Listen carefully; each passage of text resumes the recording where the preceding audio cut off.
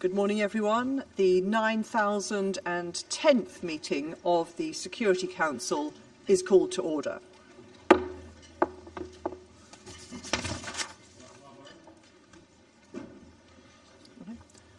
I give the floor to the Russian Federation.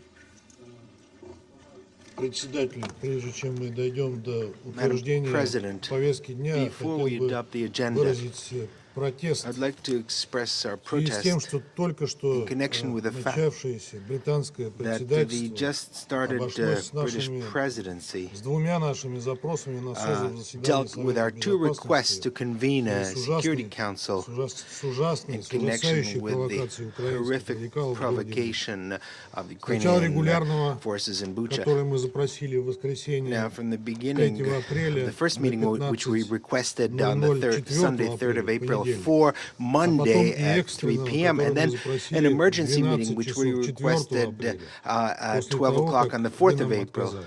after Мы you сочли refused our first возможным request. пойти на We вопиющее considered Вы that it сочли was, возможным you пойти на considered that it вопиющее was нарушение правил процедуры possible Совета и to проигнорировать наш запрос. blatantly И во второй раз, violate the rules of the вынеся council авторитарное, and ни с кем не for the согласованное second решение о time том, что эту тему issue a decision лучше that было бы wasn't обсудить coordinated сегодня. with anyone, that it Это would be better to discuss возмутительная this topic ситуация, today. This изложена в моем is вчерашнем an письме на ваше outrageous имя, situation которое мы распространили в качестве set out in официального my документа Совета. letter to you yesterday as an бы хотел official спросить document of вас, the на council. каком I would like to основании ask you, on what вы позволяете basis себе действовать столь do неслыханным you образом, feel that you презрев can любые act in нормы и such an правила? outrageous way in Разве вы не contravention of знаете, all что в случае existing вашего norms and rules? несогласия с Don't you нашим know предложением that in case you вам don't agree следовало with our созвать proposal, you заседание should have и convened a вынести meeting вопрос о and put целесообразности forward проведения the процедурного issue голосования? of the advisability Тем of более, holding что a у вас meeting должен for a был vote, быть перед глазами especially пример нашего since you should have председательства, когда мы had ни before разу you не the example of отказали our ни в presidency, where проведении we didn't refuse a single ни в time проведении to любого из 6 convene заседаний по Украине. any of the 6 Мы meetings on требуем от Ukraine. вас разъяснения We и гарантии demand того, an что в будущем вы не explanation будете оспаривать право from you, and we членов hope that in the Совета future you will Безопасности not запрашивать challenge заседания, the right of members зафиксированные of the в правиле Security 2 Council to правил request процедуры Совета. a meeting Напомню его по-английски. enshrined in Rule President shall 2. call a meeting of the Security Council at the request of any member of the Security Council. Благодарю вас. Thank you. I thank the representative of the Russian Federation. Is there anyone else who wants to comment on this? I will explain the presidency's position in just a moment. Okay. If I could respond to your points from the Russian Federation, we did not reject your request for a meeting. We received your letter on Sunday, and it is the responsibility, with the obligation of the presidency to schedule a meeting. You particularly requested a meeting for a time on Monday. Our proposal as presidency was to schedule the meeting either alongside the meeting today, so well within the 48-hour limit, which is the convention of the Security Council, or to hold the meetings sequentially, one after the other. And I understand that the Russian Federation turned down both proposals, but I wish to be clear that we did not reject the request for a meeting. The deferral proposed was less than 24 hours, and to be clear, we share the view that this is an urgent situation, and we have, as I say, offered the Russian Federation either a separate meeting today or to combine it with this one. And so, as far as the presidency is concerned, we did everything in line with the provisional rules of procedure and with precedent. We have received no other complaints from council members on the subject. I give the floor to the Russian Federation. Благодарю вас. Thank you. У нас есть доказательства, We have evidence, фактические доказательства того, что это factual было evidence, не менее чем за 24 that часа до this was заседания, no которое мы less просили than провести. 24 hours before the meeting that we requested. Это все зафиксировано документально. This is Если это кому-то confirmed интересно, представить. in documents Но if anyone я is interested, хочу we can выразить provide proof. надежду, But I want to express the то, что вы hope сейчас сказали, that what you означает, что said вы today не means будете that you впредь will not отказывать in the странам-членам Совета future Безопасности refuse в member проведении states of the Security встреч, Council to hold когда the они этого meetings запросят. when they request for it. Thank you.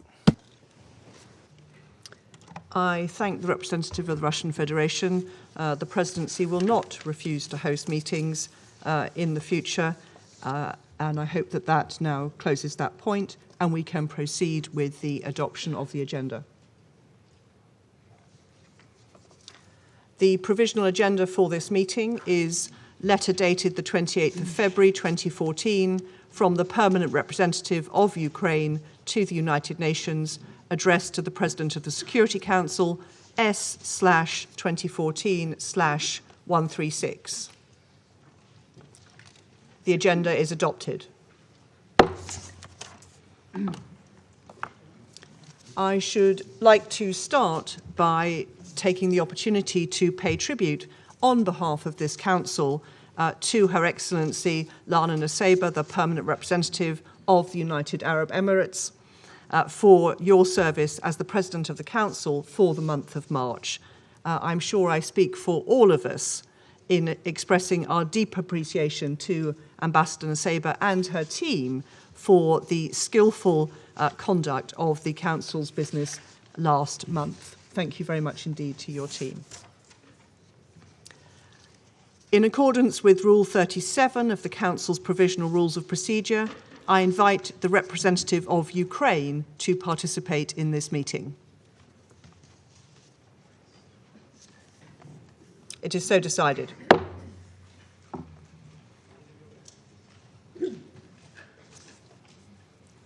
On behalf of the Council, I welcome the participation of His Excellency Mr. Volodymyr Zelenskyy, the President of Ukraine, and just add that, as usual precedent, the permanent representative of Ukraine will also join the meeting in case of any technical issues. In accordance with Rule 39 of the Council's Provisional Rules of Procedure, I invite the following briefers to participate in this meeting. Ms. Rosemary DiCarlo, Under Secretary General for Political and Peacebuilding Affairs, and Mr. Martin Griffiths, Under Secretary General for Humanitarian Affairs, Emergency Relief Coordinator. It is so decided.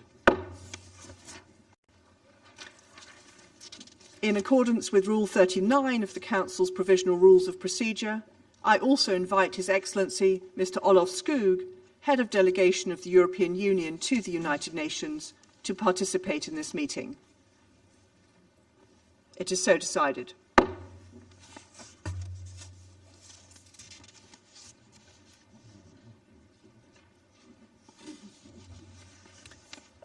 The Security Council will now begin its consideration of item 2 of the agenda.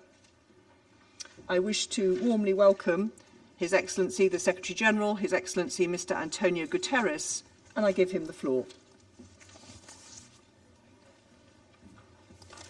Madam President, Excellencies, the war in Ukraine is one of the greatest challenges ever to the international order and the global peace architecture founded on the United Nations Charter, because of its nature, intensity, and consequences. We are dealing with the full-fledged invasion on several fronts of one member state of the United Nations, Ukraine, by another, the Russian Federation, a permanent member of the Security Council, in violation of the United Nations Charter, and with several aims, including redrawing the internationally recognized borders between the two countries. The war has led to senseless loss of life, massive devastation in urban centers, and the destruction of civilian infrastructure. I will never forget the horrifying images of civilians killed in Bucha, and I immediately called for an independent investigation to guarantee effective accountability. And I'm also deeply shocked by the personal testimony of rapes and sexual violence that now are emerging. The High Commissioner for Human Rights has spoken of possible war crimes, grave breaches of international humanitarian law, and serious violations of international human rights law.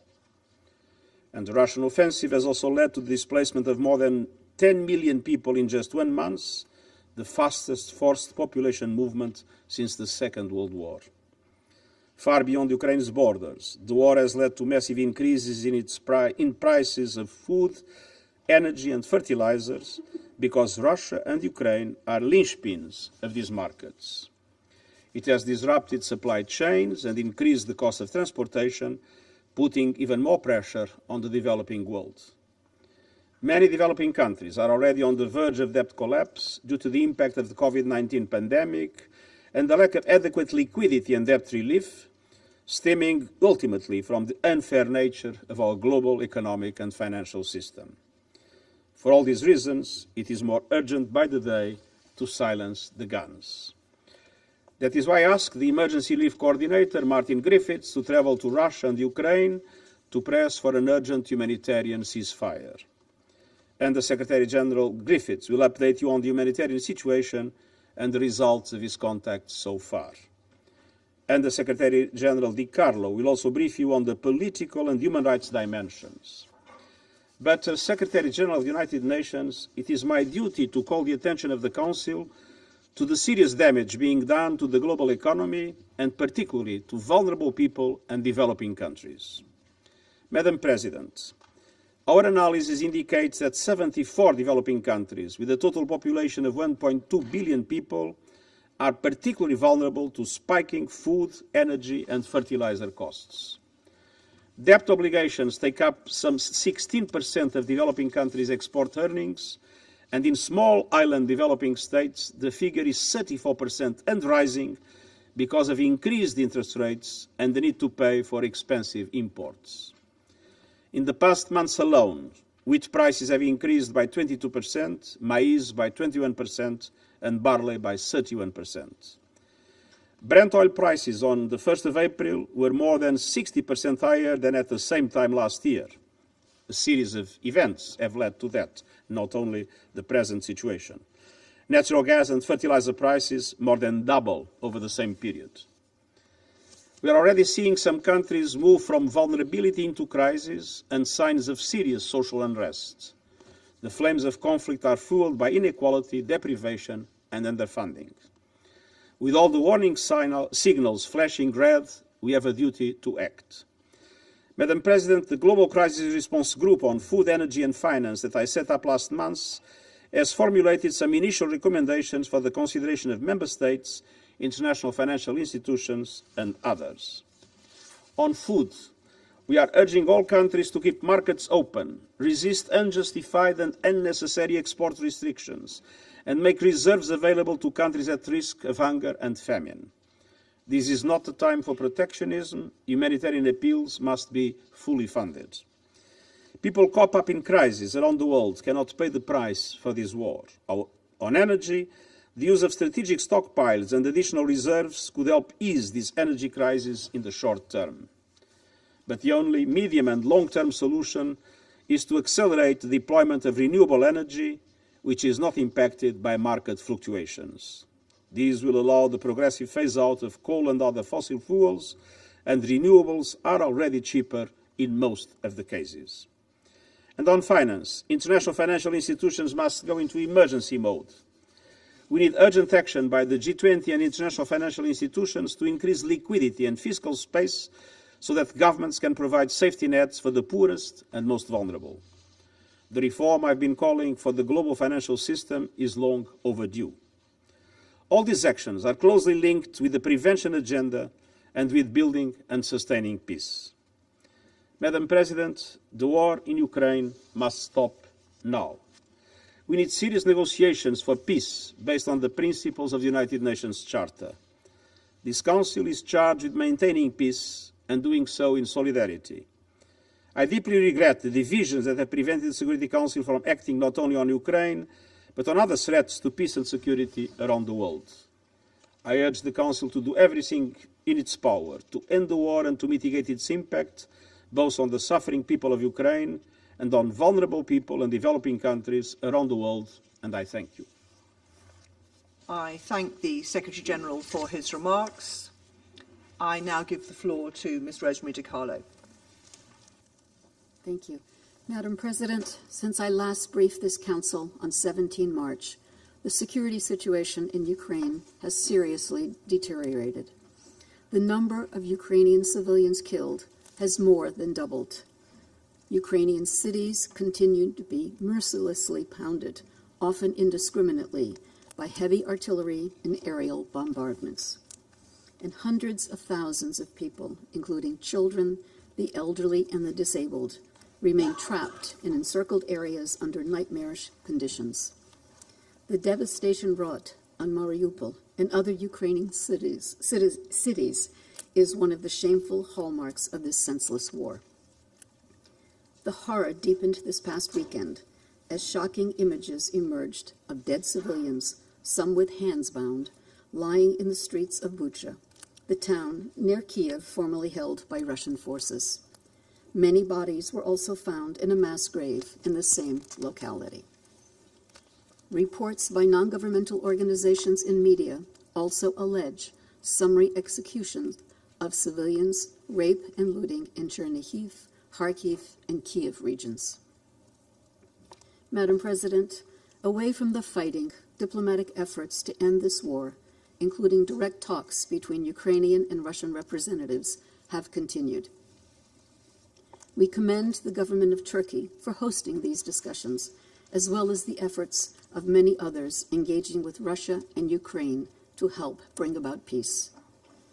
We welcome the willingness of the sides to continue engaging to reach a mutual understanding. This requires good faith and earnest efforts, and progress in the negotiations should be translated quickly into action on the ground. While there has been a reported reduction of Russian troops in attacks around Kiev and Chernihiv, such moves should not be merely tactical, repositioning forces for renewed attacks on Ukrainian cities and towns elsewhere. The General Assembly has twice called for Russian forces to withdraw entirely from Ukrainian territory and cease all military operations. We also take note of the reported withdrawal of Russian forces from around the Chernobyl nuclear site. The International Atomic Energy Agency reports that this development will hopefully allow it to conduct an assistance and support mission to provide technical advice and to deliver equipment where necessary as soon as possible. All nuclear sites in Ukraine must be fully protected and secured. Military operations in or around these locations must be avoided. Madam President, the numbers tell a tragic, if yet incomplete, story. According to the Office of the High Commissioner for Human Rights, at least 1,480 civilians have been killed and at least 2,195 injured between 24 February and 4 April 2022. OHCHR believes that the actual figures are considerably higher. We are gravely concerned by the persistent use of explosive weapons with the wide impact area in or near populated areas. Such weapons are causing most civilian casualties, as well as massive destruction of civilian infrastructure, including residential buildings, hospitals, schools, water stations, and electricity systems. OHCHR has received credible allegations that Russian forces have used cluster munitions in populated areas at least 24 times. Allegations that Ukrainian forces have used such weapons are also being investigated. As noted by the High Commissioner, indiscriminate attacks are prohibited under international humanitarian law and may amount to war crimes. The massive destruction of civilian objects and the high number of civilian casualties strongly indicate that the fundamental principles of distinction, proportionality, and precaution have not been sufficiently adhered to. In besieged cities, a significant increase in mortality rates among civilians can also be attributed to the disruption of medical care and basic services.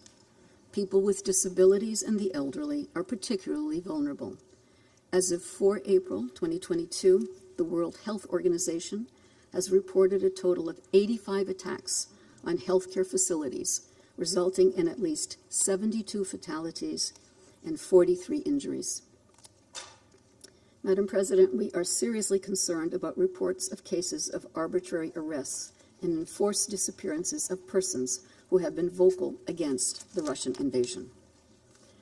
As of 30 March, OHCHR has documented the arbitrary detention and possible enforced disappearance of 22 journalists and civil society members in Kiev, Kherson, Luhansk, and Zaporizhia regions.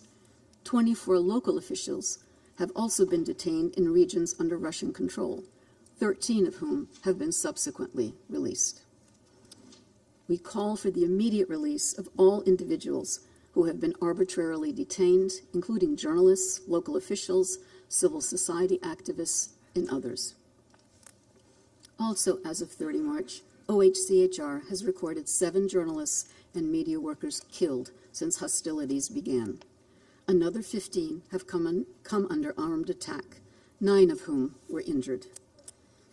Allegations of conflict-related sexual violence perpetrated by Russian forces have also emerged. These include gang rape and rapes in front of children. There are also claims of sexual violence by Ukrainian forces and civil defense militias.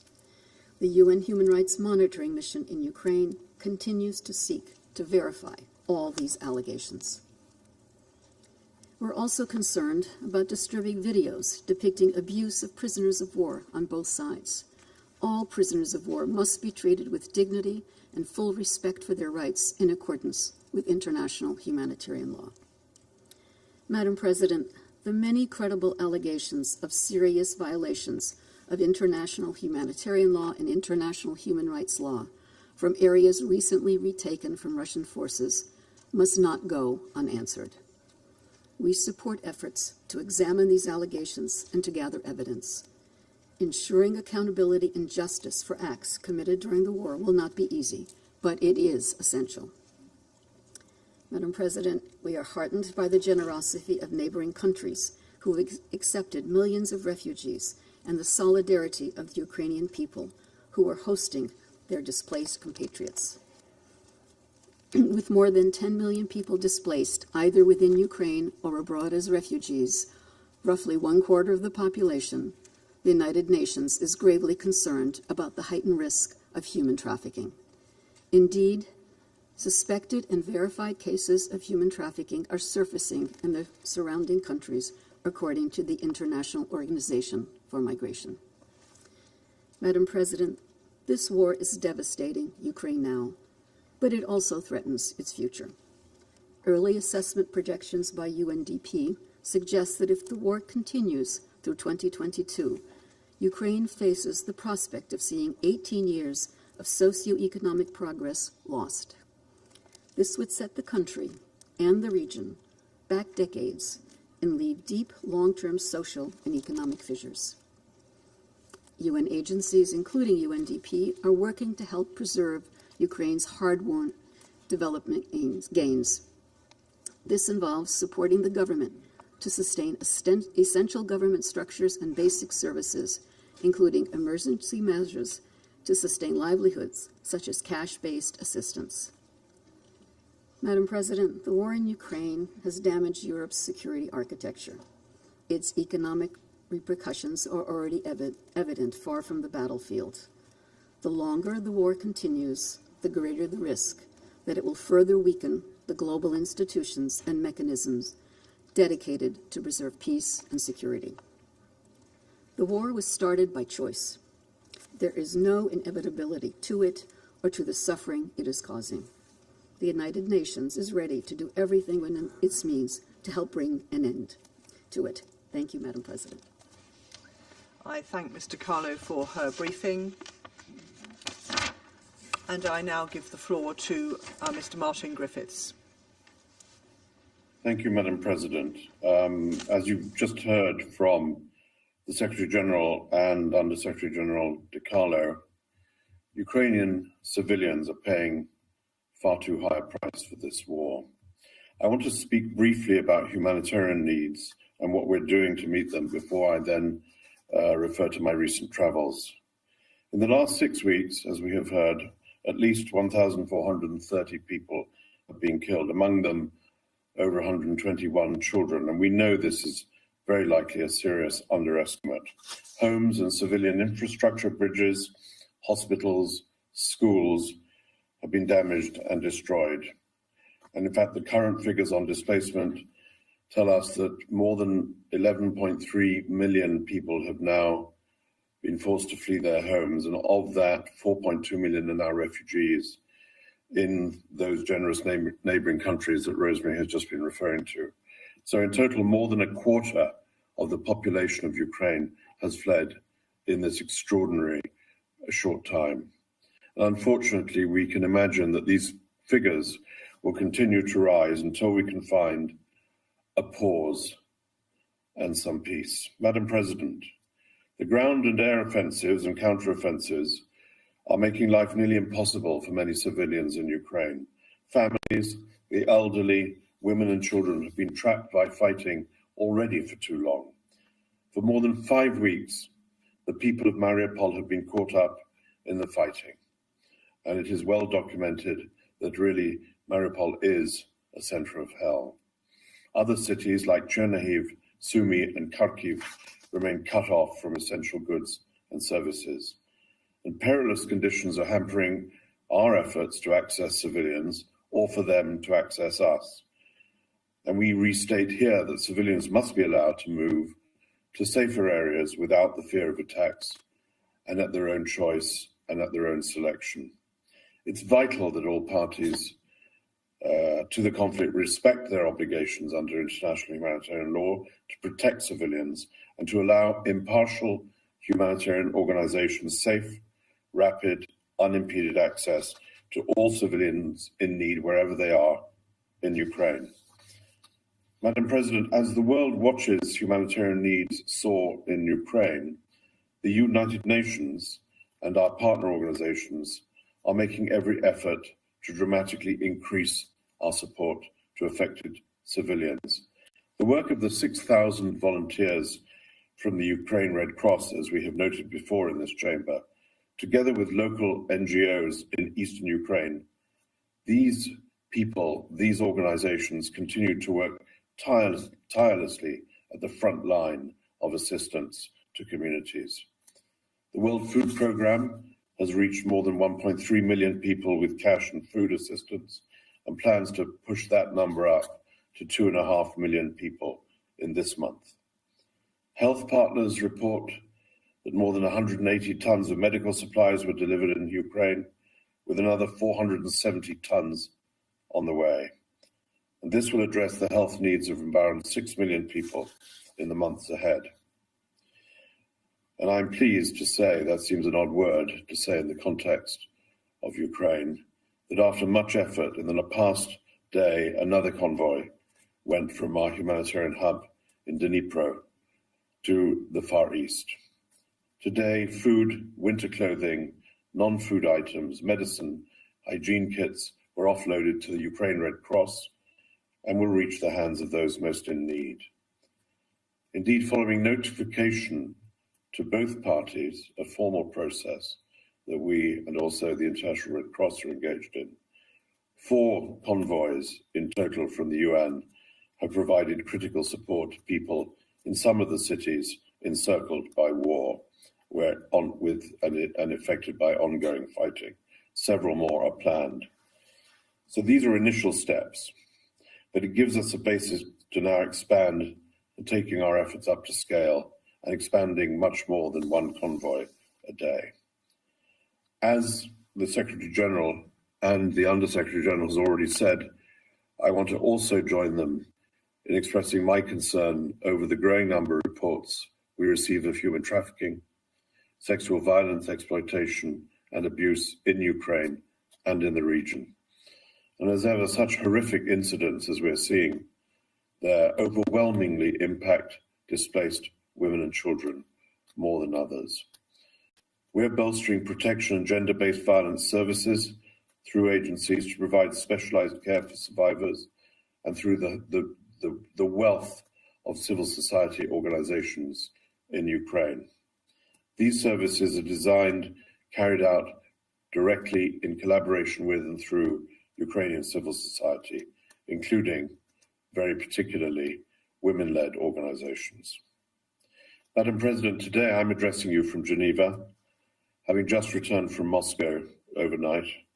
As you know, the Secretary General, as he said, charged me to bring both sides together on humanitarian grounds to explore both specific and sustained ways to reduce humanitarian suffering, including in particular, inter alia, but in particular, the pursuit of a humanitarian ceasefire. Yesterday in Moscow, I had long and frank exchanges with the Minister of Foreign Affairs, Sergei Lavrov, and his deputy, Sergei Vershinin, and then separately with Alexander Fomin, the Deputy Minister of Defense. In my meetings with these senior officials, I discussed also, in addition to these possibilities of humanitarian ceasefires, I discussed the issue of humanitarian convoys of safe passage, including the 4 which I've already referred to.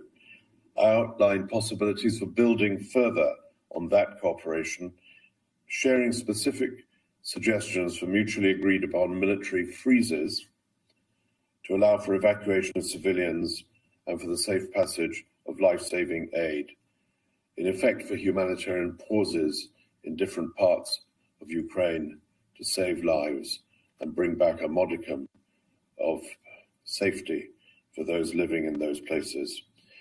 My counterparts in Moscow received these suggestions, assured me of their intent to carefully study those ideas, which I left with them. And we agreed to remain in close contact. And I came away from these meetings believing that we have a very long road ahead of us, but it must be traveled. And Madam President, we will travel it. Tomorrow I plan to travel to Ukraine to have discussions with senior authorities from the Ukrainian government in Kyiv on Thursday on these same issues and others that they will no doubt present to me, and also to see firsthand with our crisis coordinator, Amin Awad, the humanitarian response. Madam President, thanks to generous donor contributions, many from governments in this chamber, the humanitarian response since February has indeed been scaled up, allowing us to meet the needs of 1.5 million people. We will need sustained financial support for needs in Ukraine. And like the Secretary General, I want to stress, as he has done consistently, that funding must not be diverted from other crises. And Madam President,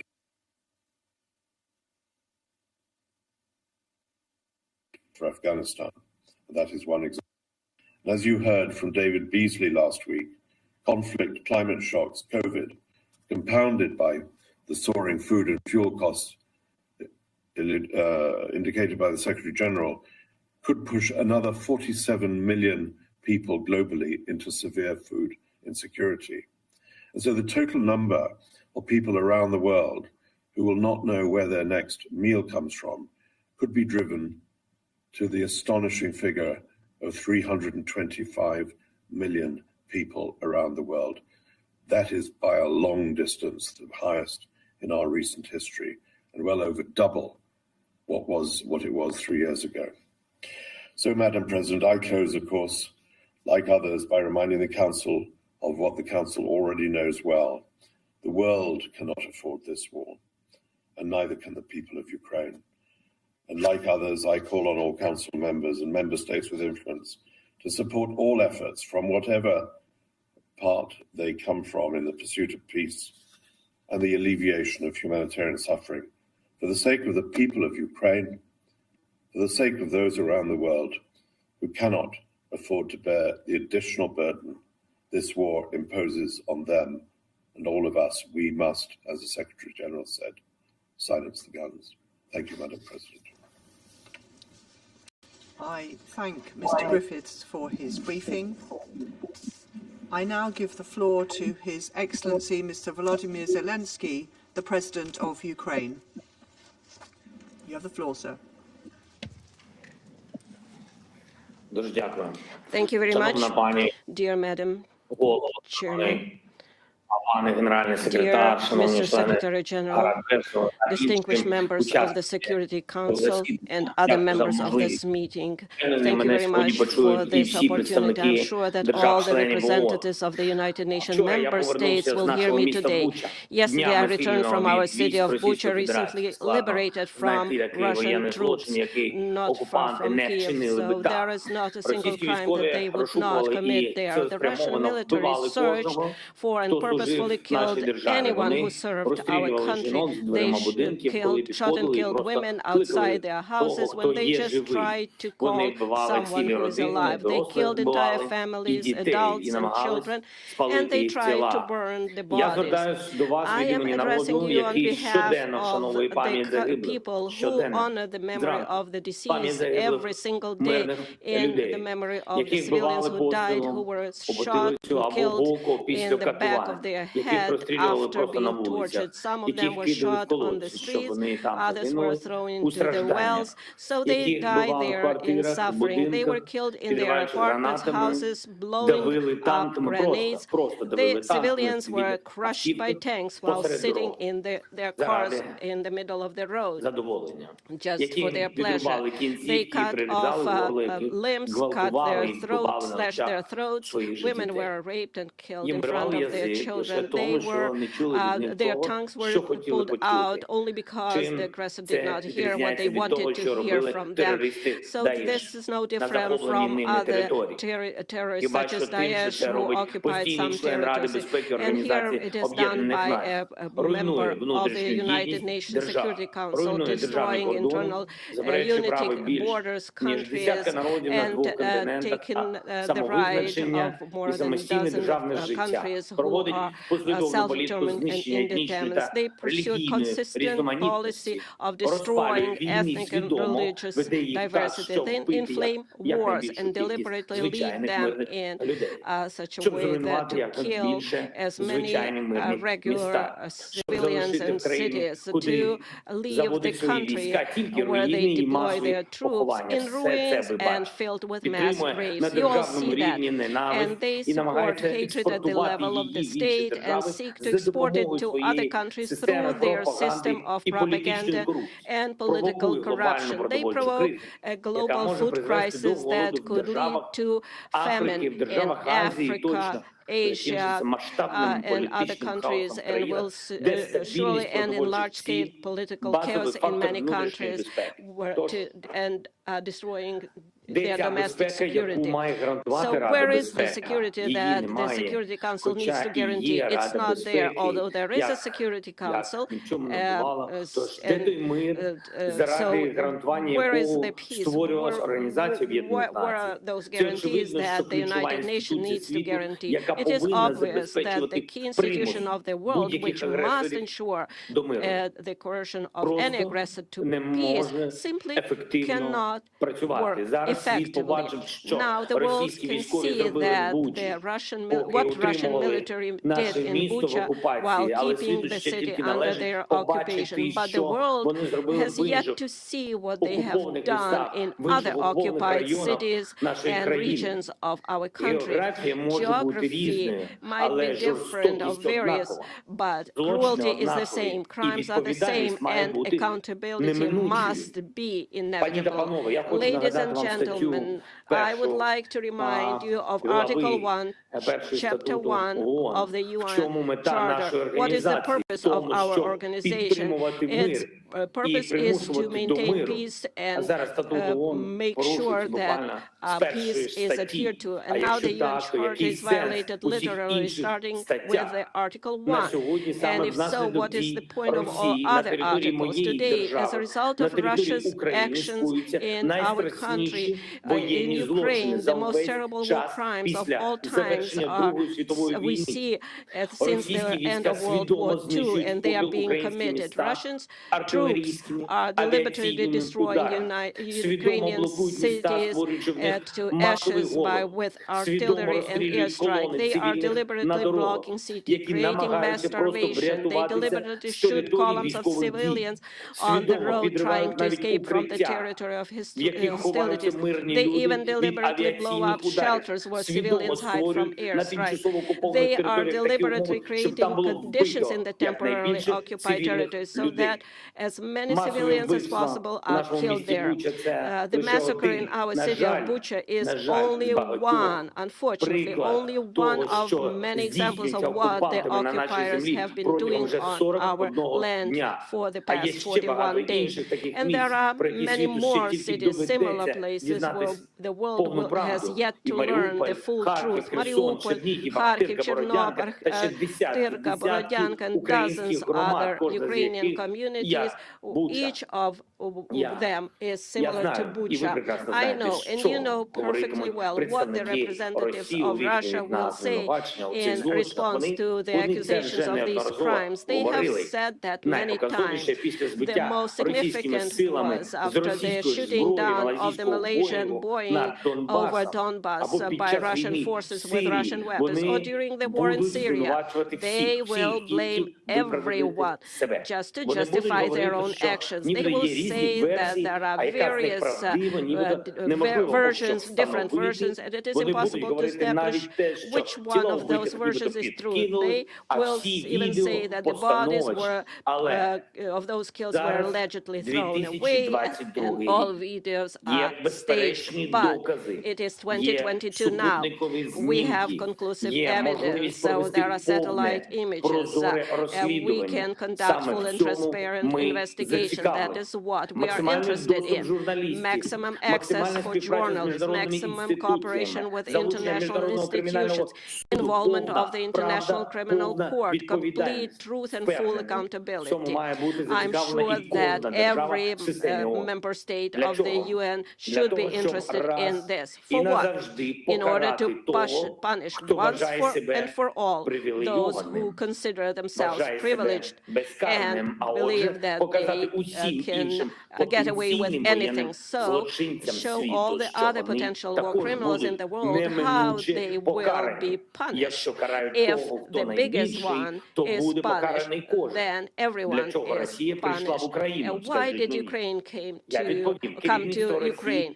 I will tell you, because Russia's leadership feels like colonizers. In ancient times, they need our wealth, our people. Russia has already deported hundreds of thousands of our citizens to their country. They abducted more than 2,000 children, just simply conducted those children and continue to do so. Russia wants to turn Ukraine into silent slaves. The Russian military are looting openly the cities and villages that they have captured. This is wide-scale looting. They are stealing everything, starting with food, ending with earrings, gold earrings that are pulled out and covered with blood. We are dealing with a state that is turning the veto into the UN Security Council into the right to die. This undermines the whole architecture of global security. It allows them to go unpunished. So they are destroying everything that they can. So if this continues, the countries will rely only on the power of their own arms to ensure their security, and not on international law, not rely on international institutions. The United Nations can be simply closed. Ladies and gentlemen, are you ready to close the UN? Do you think that the time of international law is gone? If your answer is no, then you need to act immediately. The UN Charter must be restored immediately. The UN system must be reformed immediately so that the veto is not the right to die, that there is a fair representation in the Security Council of all regions of the world. The aggressor must be brought to peace immediately. Determination is needed. The massacre from Syria to Somalia, from Afghanistan to Yemen and Libya, that should have been stopped a long time ago, to tell you the truth. If tyranny had at least once received such a response to the war it had waged, it would have ceased to exist and honest peace had been guaranteed after it, and the world would have changed for sure. And then perhaps there would not be war in my country against our people, against Ukrainian people, against our citizens, but the world watched and did not want to see either the occupation of Crimea or the war against Georgia or taking the entire Transnistria from Moldova, and how Russia was preparing the basis for other conflicts and wars near their borders. How to stop it? Right away, the Russian military and those who gave them orders must be brought to justice immediately for war crimes in Ukraine. Anyone who has given criminal orders and carried out them by killing our people will be brought before the tribunal, which should be similar to the Nuremberg tribunals. I would like to remind Russian diplomats that a man like von Ribbentrop has not escaped punishment for crimes in World War II. I would also like to remind you that Adolf Eichmann also did not go unpunished. Nobody of them escaped the punishment. But the main thing is today it's time to transform the system, the United Nations. So therefore, I propose to convene a global conference, and we can do it here in peaceful Kyiv in order to determine how we are going to reform the world security system, how we will rely, how do we establish guarantee of recognition of borders and integrity of states and countries, how we will assert the rule of international law. It is now clear that the goals set in San Francisco in 1945 for the creation of a global security international organization have not been achieved, and it is impossible to achieve them without reforms. Therefore, we must do everything in our power to pass on to the next generation an effective UN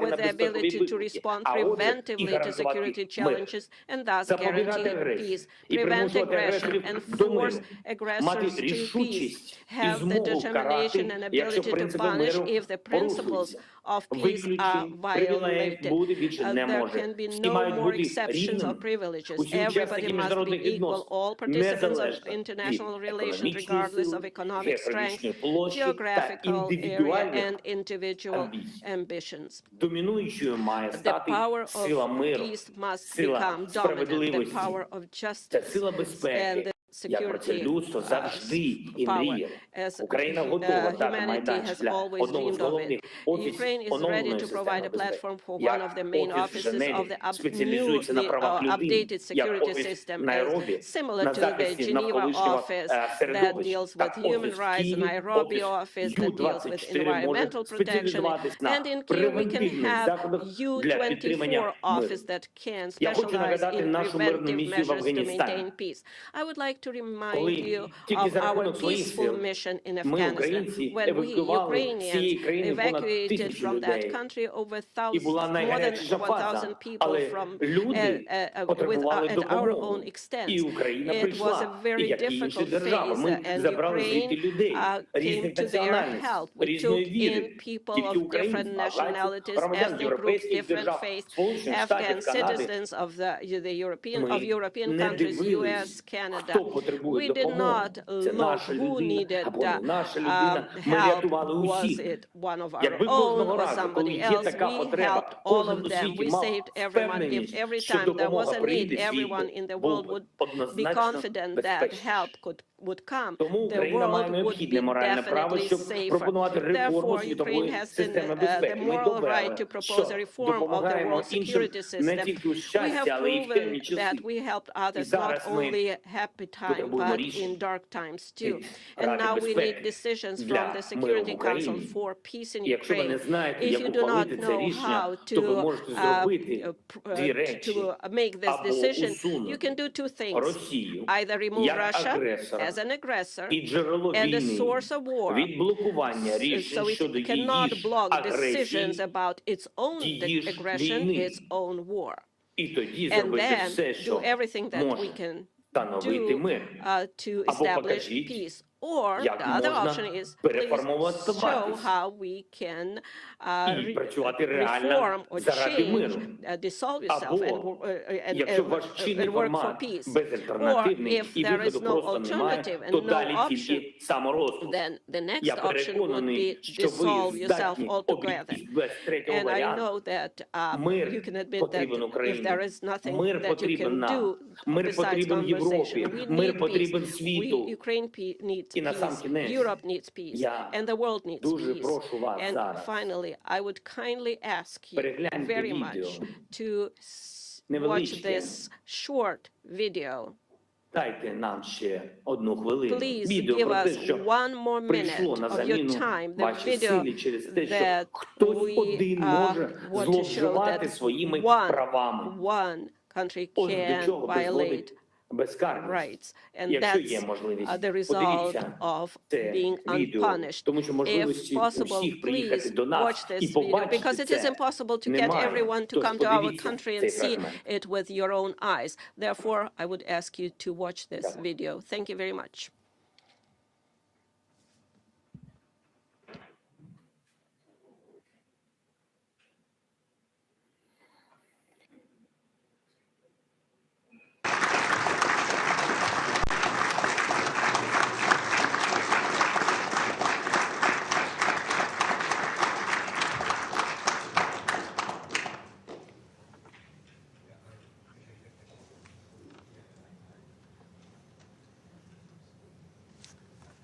The video. They have the video. They have to.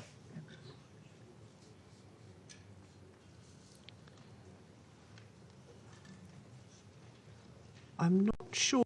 The video, is it just coming?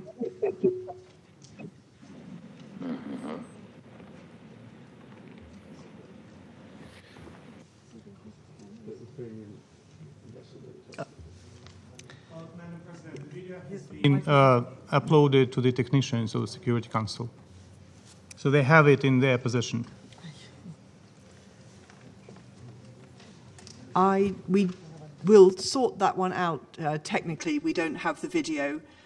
So I propose that while we sort that out, I thank His Excellency Mr. Zelensky for his compelling and powerful remarks.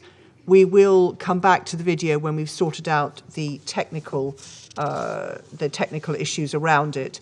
And may I say, speaking in my national capacity, may I express appreciation to the President for his leadership in wartime and for the extraordinary fortitude and bravery of the Ukrainian people under this unprovoked and illegal invasion.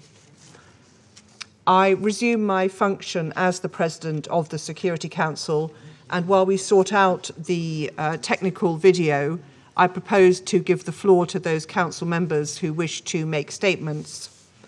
And I now give the floor to the representative of the United States. Thank you, Madam President. Let me also start by thanking UAE and Ambassador Nisbeh for her successful presidency during the month of March. Madam President, as you begin your Security Council presidency, I want to thank the United Kingdom for your leadership and for organizing this vital discussion on Ukraine today. I also want to thank the Secretary General for his remarks and the other briefers. And I'd like to extend a warm welcome to President Zelensky. I was so moved by the address he made recently to our Congress, and we are truly honored by his presence here under the circumstances that he and Ukraine face today. Madam President, last night I returned from a trip to Moldova and Romania. I saw with my own eyes the refugee crisis caused by Russia's unconscionable war. I spoke to refugees who indicated to me their desires to return to their home. And we've all seen the images on TV of the bombed out buildings.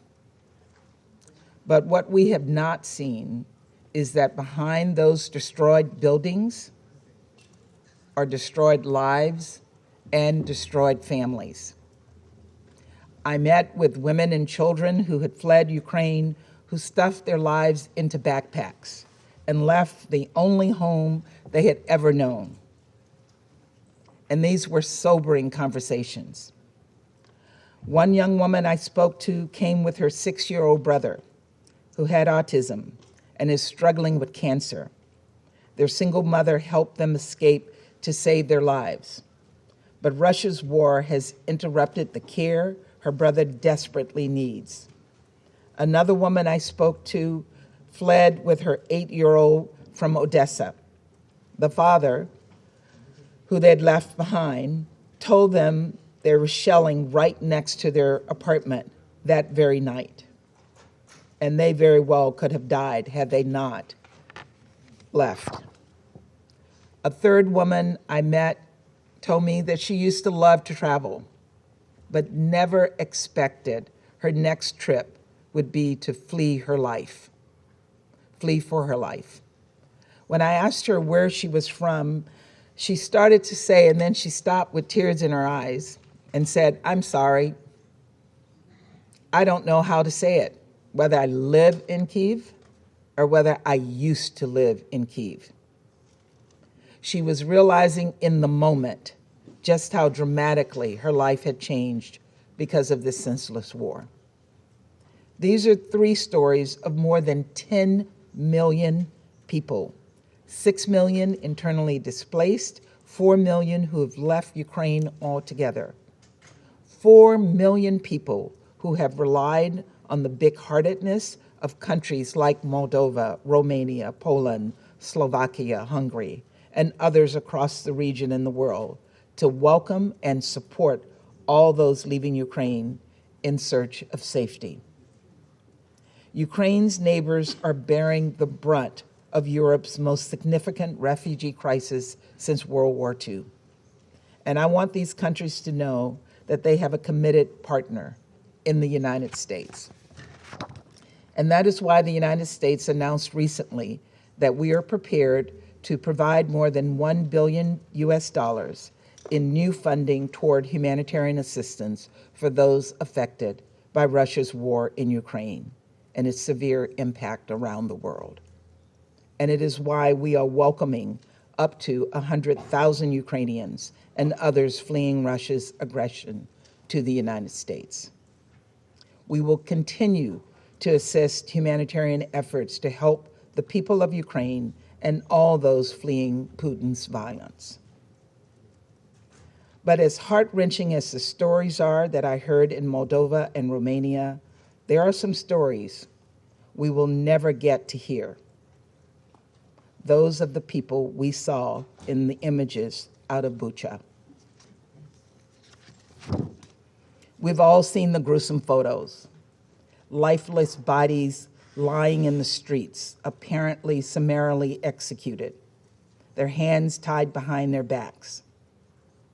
As we work to independently confirm the events depicted in these images, I would remind this council that based on the currently available information, the United States has assessed that members of Russia's forces have committed war crimes in Ukraine.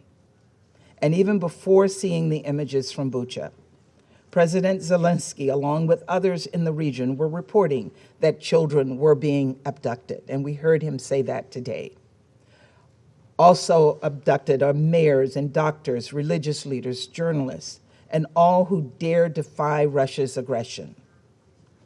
Some of them, according to credible reports, including by the Mariupol City Council, have been taken to so-called filtration camps, where Russian forces are reportedly making tens of thousands of Ukrainian citizens relocate to Russia. Reports indicate that Russian federal security agents are confiscating passports and IDs, taking away cell phones, and separating families from one another. I do not need to spell out what these so-called filtration camps are reminiscent of. It's chilling, and we cannot look away. Every day we see more and more how little Russia respects human rights. And that is why I announced yesterday that the United States, in coordination with Ukraine and many other UN member states, will seek Russia's suspension from the UN Human Rights Council. Given the growing mountain of evidence, Russia should not have a position of authority in a body whose very purpose is to promote respect for human rights. Not only is this the height of hypocrisy, it is dangerous. Russia is using its membership on the Human Rights Council as a platform for propaganda to suggest Russia has a legitimate concern for human rights. In fact, we will hear some of that propaganda here today, I know. And I will not dignify these lies with a response, only to say that every lie we hear from the Russian representative is more evidence that they do not belong on the Human Rights Council. 140 UN member states voted to condemn Russia over its unprovoked war and the humanitarian crisis it has unleashed upon the people of Ukraine. Here's my message to all of you. Now is the time to match those words with action and show the world that we can work responsibly. And I share President Zelensky's view that this moment requires responsible world powers and global leaders to show some backbone and stand up to Russia's dangerous and unprovoked threat against Ukraine and the world. The Secretary General said that confronting this threat is the Security Council's charge. It is, and it is also the responsibility of UN leaders and leaders around the world, every single member state with a voice in the GA. No one can be a shield for Russia's aggression. Suspending Russia from the Human Rights Council is something we collectively have the power to do in the General Assembly.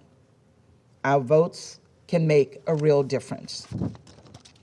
Russia's participation on the Human Rights Council hurts the Council's credibility. It undermines the entire UN, and it is just plain wrong. Let us come together to do what is right and do right by the Ukrainian people. Let us take this step to help them to start to rebuild their lives. And let us match the courage of President Zelensky, who we are so honored to have with us today. President Zelensky, I want you to know that we stand with the people of Ukraine as you face down this brutal attack on your sovereignty, on your democracy, and on your freedom. Thank you. I thank the representative of the United States for her statement, and I give the floor to the representative of Albania. Thank you, Madam President. Let me thank Ambassador Nusibe for having steered our work during the month of March and wish the UK and you, Madam President, full success in our common work during this month. Albania welcomes President Zelensky's presence to this meeting. His remarks are painful, and his account on what Ukraine is experiencing under Russian occupation is revolting. We stand by you, Mr. President, by your compatriots, all Ukrainians, for their heroic resistance, for their resilience that the entire world is admiring. You are not alone. You have the world on your side, because it's the side of the right, of the just, and as we hope, of victory. Slava Ukraini. Madam President, let me thank SG Guterres for his, again, very clear and powerful remarks. I also thank USG DiCarlo and Griffiths for their updates. This is the 14th meeting of the Security Council on Ukraine since the 31st of January, while the war of aggression has entered the second month. Let's establish a few basic yet meaningful facts. Russia has stalled and its imperial dreams are nowhere. Taking Ukraine finally proved impossible. Kiev was too hard to swallow. Russian army is in disarray, but it has not stopped shelling and bombardments. But all this is not new, and all this is not news. The real news that has horrified the world is what Russia is leaving behind. The unspeakable horrors, those soul-crushing images in areas from which Russia is withdrawing. Images of civilians executed with a bullet in the neck, sometimes with their hands tied behind their backs or shot dead in their bicycles. Images of mass graves overflowing with corpses. Images of carnage and devastation, including looted homes, rape, and sexual violence, acts usually attributed only to thugs. They spring from the same cruel impulses as the bombardment of cities, homes, hospitals, schools, and kindergartens by the Russian forces. Bucha is an open-air graveyard, the notorious facelift of the Russian aggression. Madam President, we have heard time and again, it is not Russia. Yes, but no. It will be hard, actually impossible, to convince anyone that the destroyed tanks that clutter the roads, the mines and booby traps left behind amidst the wreckage, and the bodies of civilians killed by arbitrary executions and laying in the streets amidst debris are staged scenes for propaganda. Who would believe that Russia aggressed Ukraine simply to protect civilians, while Ukraine is busy staging horror movies? You may muzzle media back home, but you cannot fool satellite images. You cannot blind independent reporters and human rights NGOs on the ground. Waiting for Russia to accept and tell the truth is waiting for Godot to arrive, and he never does. These are facts, hard and sickening proof of the atrocities committed, the ugly face of this madness. Such crimes, as documented by Human Rights Watch and verified by independent and respected professional reporters, those who are banned for the Russians call for answers, call for thorough investigation, for effective accountability, for justice. Prime Minister Rama called these crimes a terrible pain and a horrible shame. Russia has an international obligation to abide by international humanitarian law, the laws of war, including the Geneva Conventions of 1949 and its first additional protocol.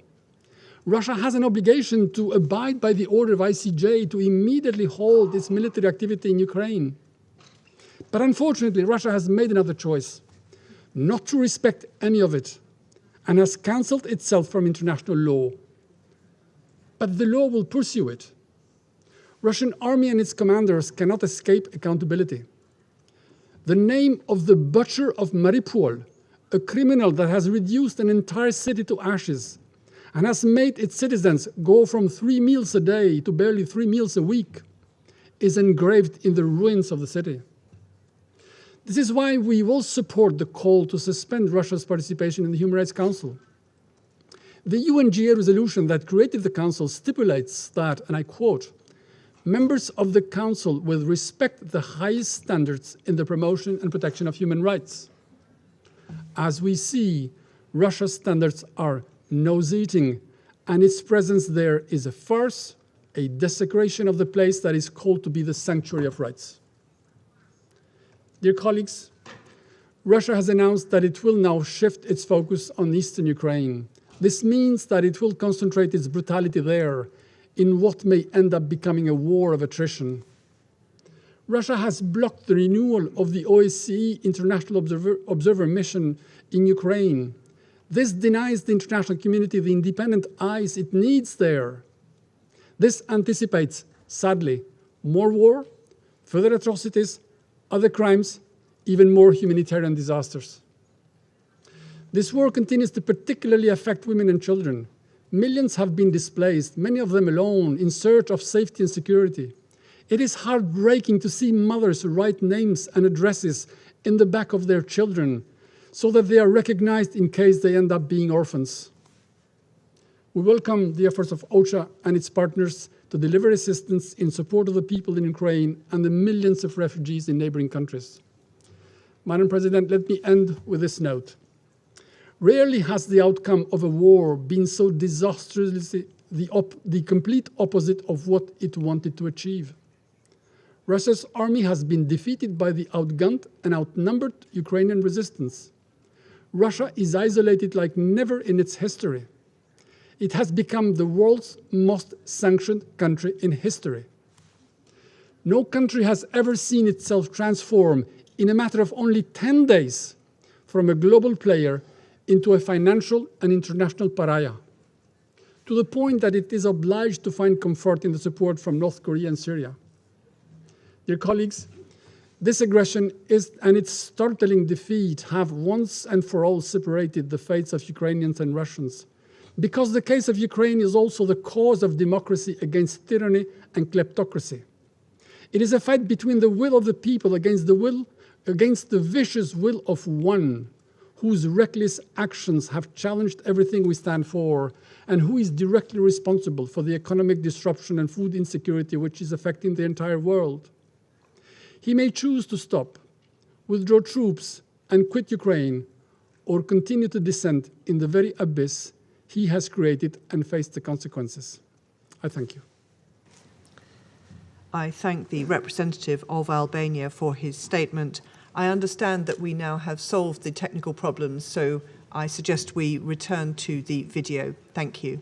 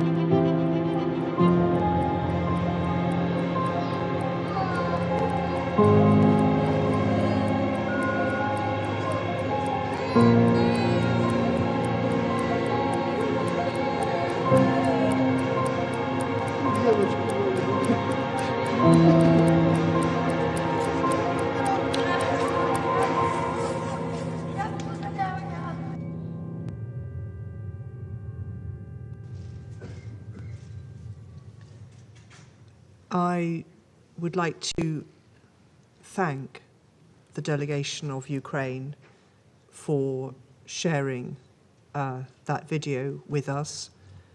The images are harrowing. Speaking in my national capacity, we are appalled by what we have seen and reiterate our solidarity with Ukraine. I resume my function as the Council President, and I now give the floor to the representative of Gabon.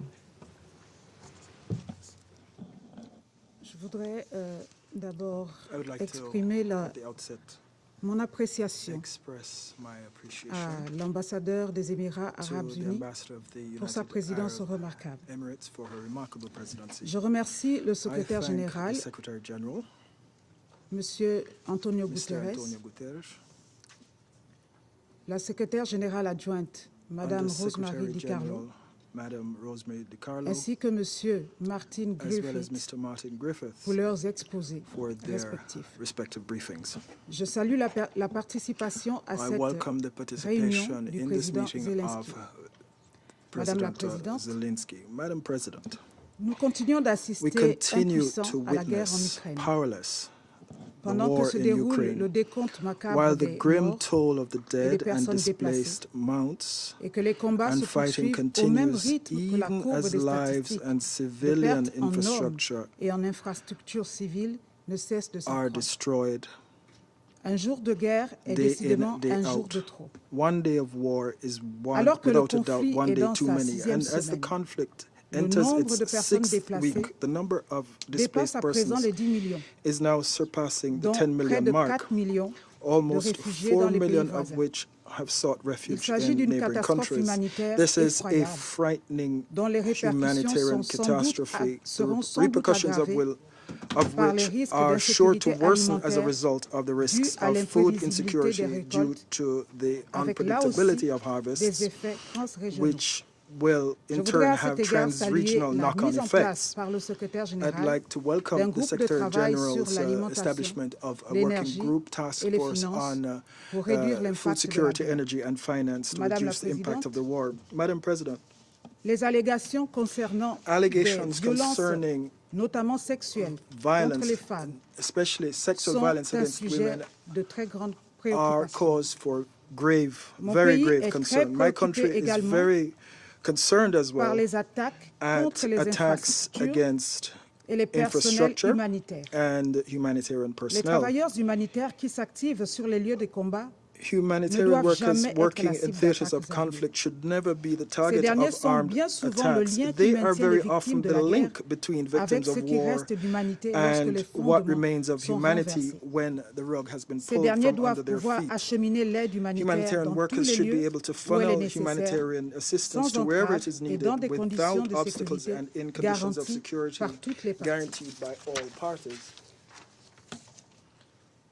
Des convois It d'évacuation should be possible to form sécurisés secure doivent pouvoir être evacuation édifiés convoys pour permettre to le bon allow for déroulement the des évacuations smooth des personnes qui souhaitent quitter les zones de evacuations combat. of Il persons s'agit d'une wishing aide to vitale leave pour combat les quelques zones. 18 This millions de is personnes ont a besoin vital d'aide form of assistance humanitaire en Ukraine. to the almost La 18 situation à million people Mariupol, in need of pour ne citer humanitarian que cette assistance in ville, Ukraine. devient proprement The situation intenable. in Mariupol, to La mention just this town, is détérioration becoming plainly exponentielle des conditions de vie, untenable. The voire de survie exponential dans certaines deterioration localités, in living est conditions, très indeed préoccupante. survival conditions in Plus certain encore, places, lorsque is les very concerning. infrastructures civiles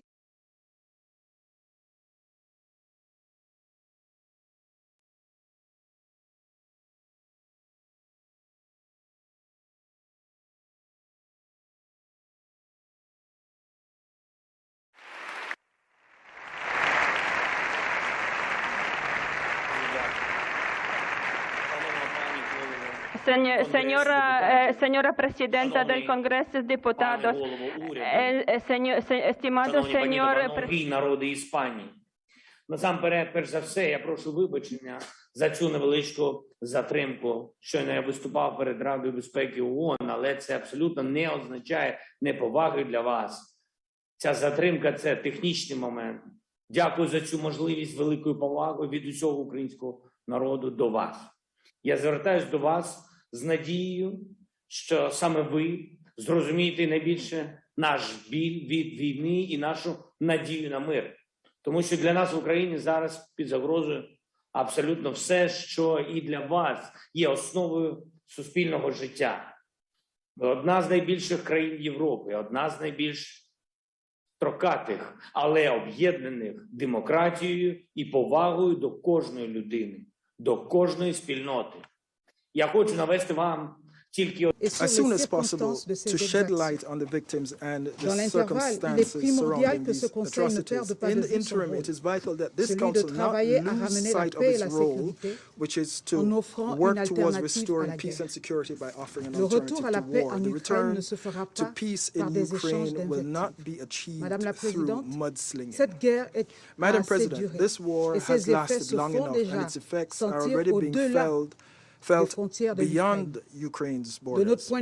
From our perspective, the equation is posed in terms of a decision on establishing a ceasefire and on creating the conditions for safe and unfettered provision of humanitarian assistance needed by populations in distress. I wish to reiterate Gabon's appreciation to neighboring countries that continue to mobilize to urgently welcome refugees. We encourage them to extend the same welcome to all persons in distress without distinction as to origin or race, including African nationals and students. We request them to ensure respect for their dignity, and we call for fair treatment of all persons in distress.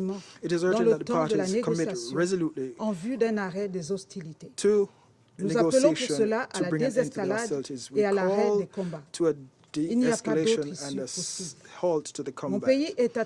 There is no other way. My country is closely following current negotiations between the parties, especially in Istanbul, and we hope that they will soon lead to a ceasefire so as to create a climate of confidence and to establish the climate of calm needed for diplomacy to make its voice heard and for the guns to be silenced. Thank you. I thank the representative of Gabon for her statement, and I now give the floor to the representative of the Russian Federation. Благодарю вас, госпожа председатель. Thank you, Madam Хотели бы прежде President. всего выразить признательность и благодарность делегации Объединенных Express Арабских Эмиратов за gratitude to the delegation of the United Arab в Emirates марте. for their presidency in the Благодарим month of генерального March. секретаря We're also ООН grateful to the Розмари Secretary Ди General, Карло, to Мартину Rosemary Гриффитсу DiCarlo за and Martin брифинги. Griffith for their Выслушали briefings. президента We Украины also Владимира listened to the Зеленского. President of Ukraine, Volodymyr Zelensky. Хотим поблагодарить Мартина We'd like Гриффитса to за thank его Martin визит в for his Москву, visit to в ходе Moscow, которого, насколько мы можем during судить, which, as far as we can у него judge, состоялись полезные he had встречи. some useful meetings and Ему discussions. лучше, чем кому то ни было известно, Better than anyone какие else, he усилия should Россия know каждый the день efforts прилагает that Russia is для undertaking every организации single day гуманитарных to коридоров. organize humanitarian Однако corridors. свои обязательства даже в However, рамках the достигнутых с arrangements помощью reached международных with the help посредников of international целенаправленно mediators выполняет именно is украинская consistently сторона. not being implemented by the Ukrainian side. Я не буду вас I'm перегружать not цифрами. going to Подробные overload you сводки with ежедневно figures. You can публикует наше such Министерство обороны. communiques are published every single day by our Отмечу, Ministry of что Defense. I только simply из would like to Мариуполя say в that just восточном out of направлении, Mariupol toward the без east, какого-либо участия without украинской any стороны, participation by the нам Ukrainian удалось уже side, we have спасти managed to save 123,5 тысяч человек. 123,500 people. В общей же сложности Now, с начала overall, специальной since the военной операции в beginning России of the эвакуировано special military уже свыше operation, 620 over тысяч человек.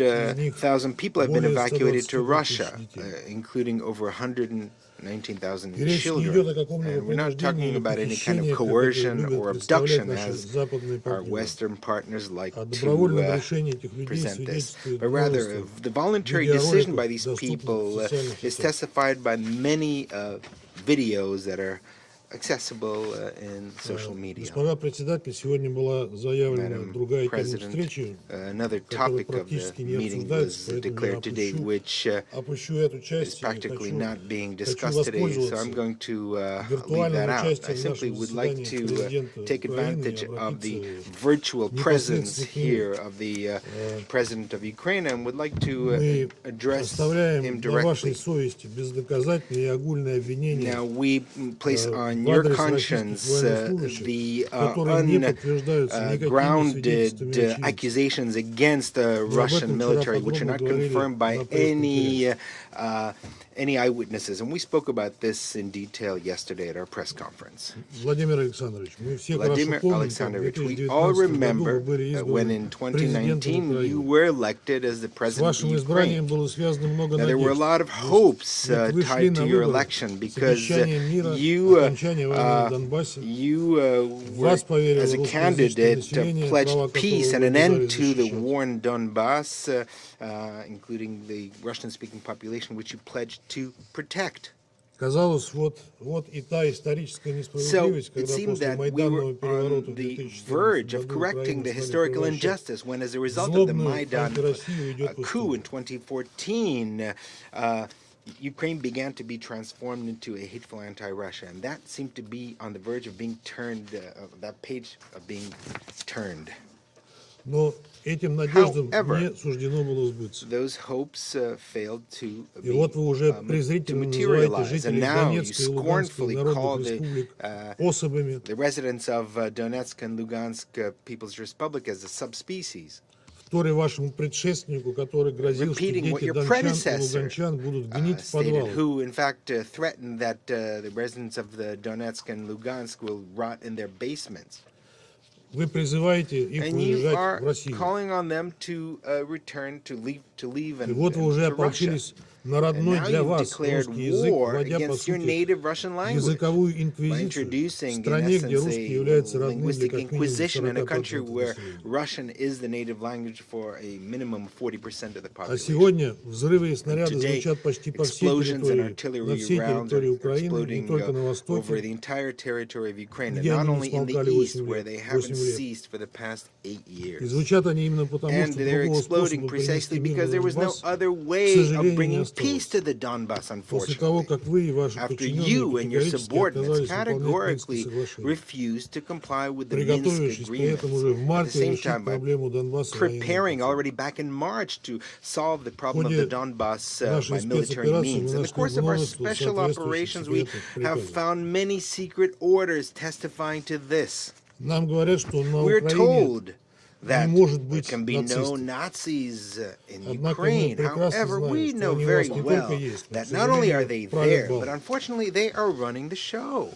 Да и как может быть иначе, And how если can it be национальными any героями other way Украины when the являются national heroes нацистские of Ukraine пособники are Бандера и Nazi Шухевич, ответственные не collaborators только за Bandera and Холокост, Shuhevich, who are но и за responsible not only убийство for the сотен Holocaust, тысяч but the мирных killing поляков, of русских, hundreds of украинцев thousands и of евреев. peaceful Poles, Russians, Ukrainians, and Jews. Вы просто предпочли не You замечать simply украинских preferred ненацистов, not to делая вид, notice что их Ukrainian попросту нет. Nazis, pretending that Они, they're к simply сожалению, not there. есть, But и их unfortunately, еще they большему are сожалению, there. очень много, а среди And них много молодых. they are very many of them, and among them a lot of young people. Откуда мы это знаем? Да они How этого do не we know that? скрывают, Well, they're делают not нацистские concealing татуировки, it. украшают They have одежду tattoos свастиками made, и другими Nazi нацистскими tattoos. They символами. decorate their Приветствуют друг друга как clothing with нацисты. Не swastikas and other скрываются Nazi в symbols. соцсетях. They give Nazi greetings, and they're open about it in the social Их media. особенно много в составе национальных Particularly many батальонов, of таких them как in the Айдар, правый national сектор и battalions, Азов. such as Aidar, the Right Sector, and the Azov Battalion. И это было бы ладно, And но that они would be еще и one действуют thing, как нацисты, but they're also убивают как они. acting like Nazis, and they're killing like them. Причем не только пленных And российских they're not солдат, just killing мучениями которых потом бахвалятся в Russian интернете, но и prisoner своих же. soldiers, in which they torture and gloat Ваши about it on the social неонацистские media, but радикалы they kill отличаются their own. беспримерной Your жестокостью к мирному neo-Nazis and населению, radicals которые они используют в have качестве shown живого unrivaled щита cruelty и against the устанавливают civilians, рядом с which they жилыми use as домами human тяжелую shields, артиллерию and и РСЗО. position heavy artillery next to residential buildings and Мы multiple сегодня rocket опять launchers as слышали well. огромное Today количество we've лжи heard о once again a российских huge amount of военнослужащих. lies about Russian soldiers and military. У нас есть сотни, если не We have тысячи, hundreds, if не not тысячи thousands видеосвидетельств людей, of video которые готовы testimonials дать of people who are показания ready о to provide жестокости testimony about украинских the националистов. cruelty of Ukrainian Зачитаю здесь nationals. I'll лишь just некоторые из них. read some of them here. Это жестокие истории, но вы должны их These are услышать. cruel histories, but you need to hear them. Наталья Кудинова, Natalia мэр Kudinova города, says сбежал одним the из mayor первых. of the town Затем was one of the украинская first to власть run врала, away. что Afterwards, the Россия не Ukrainian пропускает людей по authorities гуманитарным lied that коридорам. Russia was not letting people through Женщин с humanitarian детьми наш corridors. батальон Азов The под National страхом Battalion смерти удерживал в Azov, подвалах under threat и of death, грабил на kept women and блокпостах children in мирных жителей. basements, and it robbed civilians at checkpoints. Бабушка с внучками A рассказывала, как grandmother батальон Азов не давал выйти из подвала, said that the Azov battalion и did кто not сделал allow шаг her вперед, to стрелял на leave поражение. basements. Anyone trying to leave На was блокпосту shot Азова at the Azov девушек и checkpoint. женщин раздевали Women догола and и забирали the золото и girls were деньги. stripped naked and had their jewelry Включая and money последнее. taken away. Валентина Николаевна Борисенкова рассказывает, как украинские военные выгнали из частного дома на улице Краматорская женщину с двумя детьми и стреляли оттуда из миномета. Она со слезами на глазах ушла, выгнали из собственного дома ее. Двое деток у нее. Выгнали хлопцы, повязки голубые. Это украинские опознавательные знаки.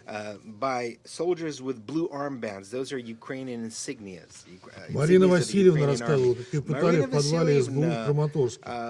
Пристегнули меня в канализационной трубе. Когда узнали, что я русская, били, пытали электротоком, насиловали, угрожали привести несовершеннолетнюю дочь и с ней сделать тоже. Шаповалова Ольга Георгиевна. Выехали из Мариуполя, из Мангуши уже 25 марта.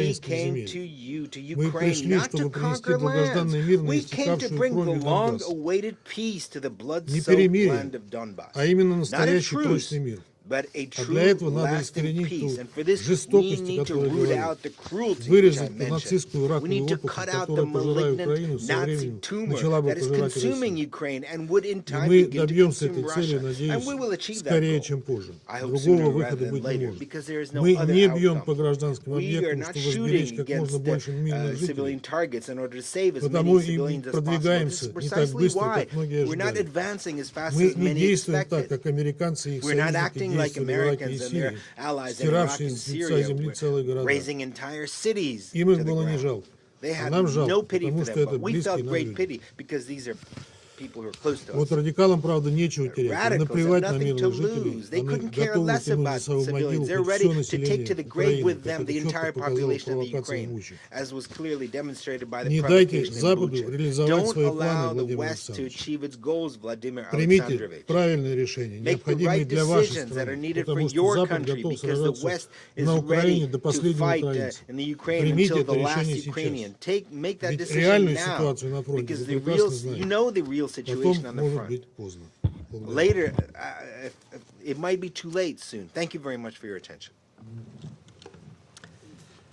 I thank the representative of the Russian Federation for his statement, and I now give the floor to the representative of Ireland. Thank you very much, Madam President, and I'd also like to thank the Secretary-General and our other briefers this morning.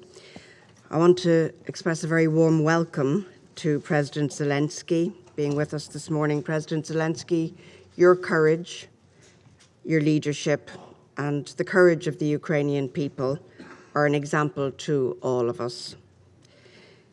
Secretary-General, on the 24th of February, as Russia launched a large-scale invasion of its neighbour Ukraine, you told the world that Russia's action was wrong, that it was against the Charter, that it was unacceptable.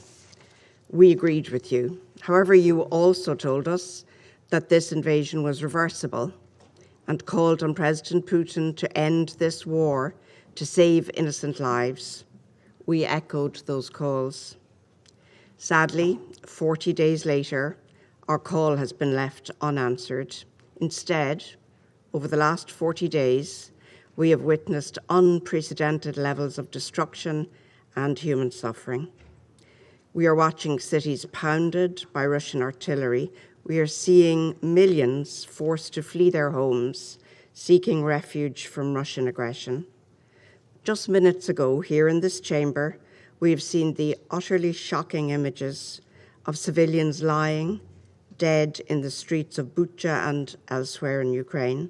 Some, we know, are piled into improvised mass graves. Simply harrowing. So many innocent lives lost on our watch as our pleas for peace go unheeded. The attempts here today to deny Russian culpability are frankly appalling in their cynicism, and I see them as an insult to the memory of those slaughtered civilians. Madam President, we roundly condemn the atrocities reportedly committed by the Russian armed forces in a number of occupied Ukrainian towns. The images from Bucha and other towns in the Kyiv region liberated by Ukrainian forces are horrifying. We here cannot suspend our humanity. Our thoughts, first and foremost, must be with the families of those killed. Their pain at the loss of their loved ones in such an unspeakable manner is almost unimaginable. Let's be clear. The Russian authorities are responsible for these atrocities committed while they had effective control of the area. The Russian authorities are subject to the international law of occupation. There can never be impunity from such crimes. Never, ever. Not in Bucha, not in any other town or village, ever. Where crimes have been committed, they must be fully investigated and evidence preserved so that these crimes can be prosecuted by domestic and international courts, including the International Criminal Court. Ireland will continue to support efforts to ensure robust and independent investigation of all violations of international law. We must have accountability and justice for the victims and for the survivors of this war. We at this table share that responsibility in face of such atrocity. We call on the Russian Federation to abide by the order of the International Court of Justice and to immediately cease its military action and withdraw from the entire territory of Ukraine. Madam President, in the last 40 days, we have seen a horrific humanitarian disaster unfold in Ukraine because of the Russian Federation's unprovoked and unjustifiable further invasion of that country. A country where just weeks ago, citizens lived in relative peace and prosperity, and one which has been transformed now into one where families lack access to basic necessities, where basements have become bomb shelters, where millions have become IDPs and refugees. The use of explosive weapons in populated areas has had a devastating impact on civilians in the midst of active hostilities. Once again, we call for the parties to the conflict to comply with international humanitarian law, including the obligation to direct attacks only against military objectives, the prohibitions against indiscriminate and disproportionate attacks, and the obligation to take all feasible precautions in attack. We have heard increasing allegations of sexual violence by Russian soldiers. You referred to this morning, Secretary General. We must stress that conflict-related sexual violence can constitute a war crime. The perpetrators of such crimes must be accountable. They must be held accountable. They will be held accountable. Sexual violence is another abhorrent crime of this war that cannot go unanswered. We again reiterate the need for full, safe, and unhindered humanitarian access to those in need, as called for today by Martin Griffiths. Secretary General, we again echo your call for Russia to implement an immediate humanitarian ceasefire. It is the very least the aggressor can do. It is way past time. As we know, the reverberations of this war are reaching far beyond Ukraine. It's unacceptable that Russia's war of choice against Ukraine is also having, and will continue to have, significant spillover effects across the globe. Deterioration of food security, surging energy prices, increasing poverty. The most vulnerable and impoverished in developing countries will suffer the most. We utterly reject that. Madam President, it is our collective responsibility here at this table to maintain international peace and security, nothing less. This is why we call on the Russian Federation to stop this war, to stop its unlawful attempts to establish occupying authorities, to stop destabilizing the democratic foundations of the Ukrainian state. Such steps are yet further reprehensible violations of Ukraine's independence, sovereignty, and territorial integrity. It gets harder each time to say this, but it is never too late to do the right thing and to end this war now. Thank you, Madam President. I thank the representative of Ireland for her statement, and I now give the floor to the representative of Brazil. Thank you, Madam President. Let me start by thanking Ambassador Nusseibeh, along with her team at the UAE mission, for competently navigating the work of the Security Council in March. I welcome His Excellency, Mr. Volodymyr Zelenskyy, President of Ukraine, in the Council today. I would like to thank the Secretary General, Antonio Guterres, and the Secretary General for Political Affairs, Rosemary DiCarlo, and Under Secretary General for Humanitarian Affairs, Martin Griffiths, for their updated presentations about the situation in Ukraine. Madam President, as we enter into the 6th week of hostilities in the Ukrainian territory, we continue to witness appalling images of human suffering.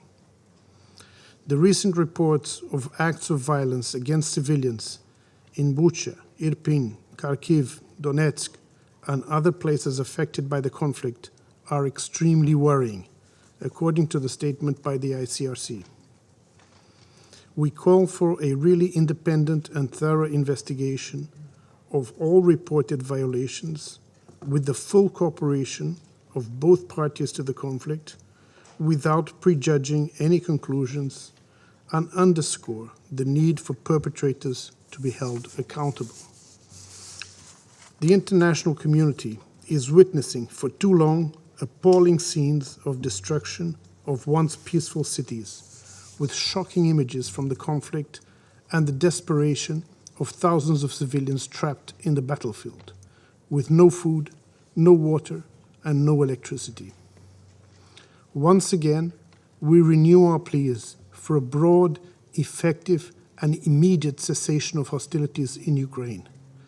Only after the silence of the guns and the withdrawal of troops are achieved will it be possible to halt the immense costs of human suffering this conflict has brought. Madam President, the General Assembly has recently adopted a resolution on the humanitarian situation in Ukraine. As we said on that occasion, the General Assembly could not become a bystander of the shocking consequences of the conflict. And, as we added last week in this chamber, neither can the Security Council. As the main UN organ with primary responsibility for the maintenance of international peace and security, the Security Council has the mandate and the responsibility to address this situation in an effective manner. Nevertheless, our assessment is that the Security Council is failing in its role to help in supporting efforts to foster a constructive dialogue between the parties, with the aim of brokering an effective peace settlement to this conflict. We deeply regret that the Security Council has not been able to speak with one voice throughout the crisis.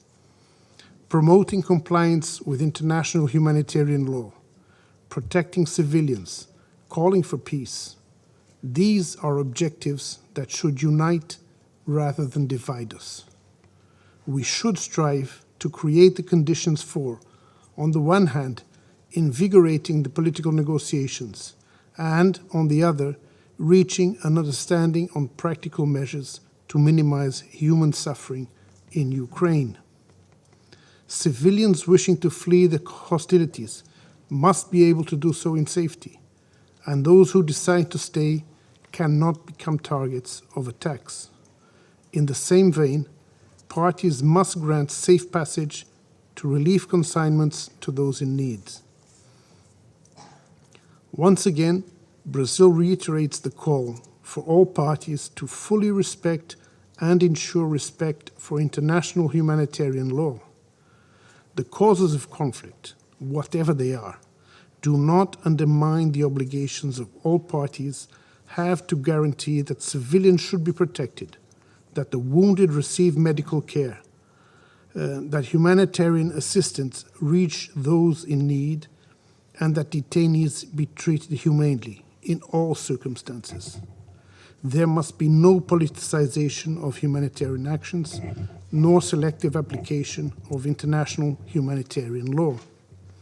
Also, geopolitical objectives must not supersede the endeavor for peace, nor prolong the human suffering caused by war. Madam President, this conflict and its associated sanctions, apart from the enormous human suffering and devastation caused in Ukraine, is having spillover effects in the entire world, especially through increased prices of oil, gas, grains, and fertilizers, among others. Food insecurity has become an even greater threat to the world's poorest people, above all in developing countries. The longer this conflict persists, the higher the risk of further instability, hunger, and devastation in Ukraine and around the world. It is high time to return to the path of dialogue and diplomacy for a peaceful settlement of the conflict. We urgently need the cessation of hostilities. De-escalation of tensions and negotiations are the only way out of this conflict, not only for the countries directly involved, but also for the entire world. I thank you, Madam President. I thank the representative of Brazil for his remarks, and I now give the floor to the representative of Kenya. Thank you, Madam President. I congratulate you on assuming the presidency of the Security Council for April and assure you of my delegation's full support. I listened closely to the remarks by the Secretary General and his Undersecretaries General, Rosemary DiCarlo and Martin Griffiths, hoping to hear that our fears that the war in Ukraine has entered a new, more dangerous phase were exaggerated. Sadly, they offered no such comfort. Instead, we are left with the words of His Excellency Volodymyr Zelensky, the President of Ukraine, who has described the horrifying suffering of civilians in Bucha and other towns and neighborhoods in Ukraine. His account of the atrocities is in stark contrast to that of our colleague in the Security Council, the representative of the Russian Federation. But the fact that the truth in Bucha is contested is the surest sign that we stand on the precipice of more widespread abuses of human rights. In April 1994, even as genocide engulfed Rwanda, there were members of the Security Council contesting the horrifying truth that 1 million people were being murdered. We should stand warned that the inability of the Council to establish the facts and accordingly attribute responsibility may enable the risk of escalation into far worse crimes. Beyond the city of Bucha, Madam President, we're extremely worried about the safety of civilians who are trapped in other besieged cities and villages, such as Mariupol and Kherson. Our actions today should seek to prevent what we have witnessed happen in Bucha take place in Mariupol and Kherson.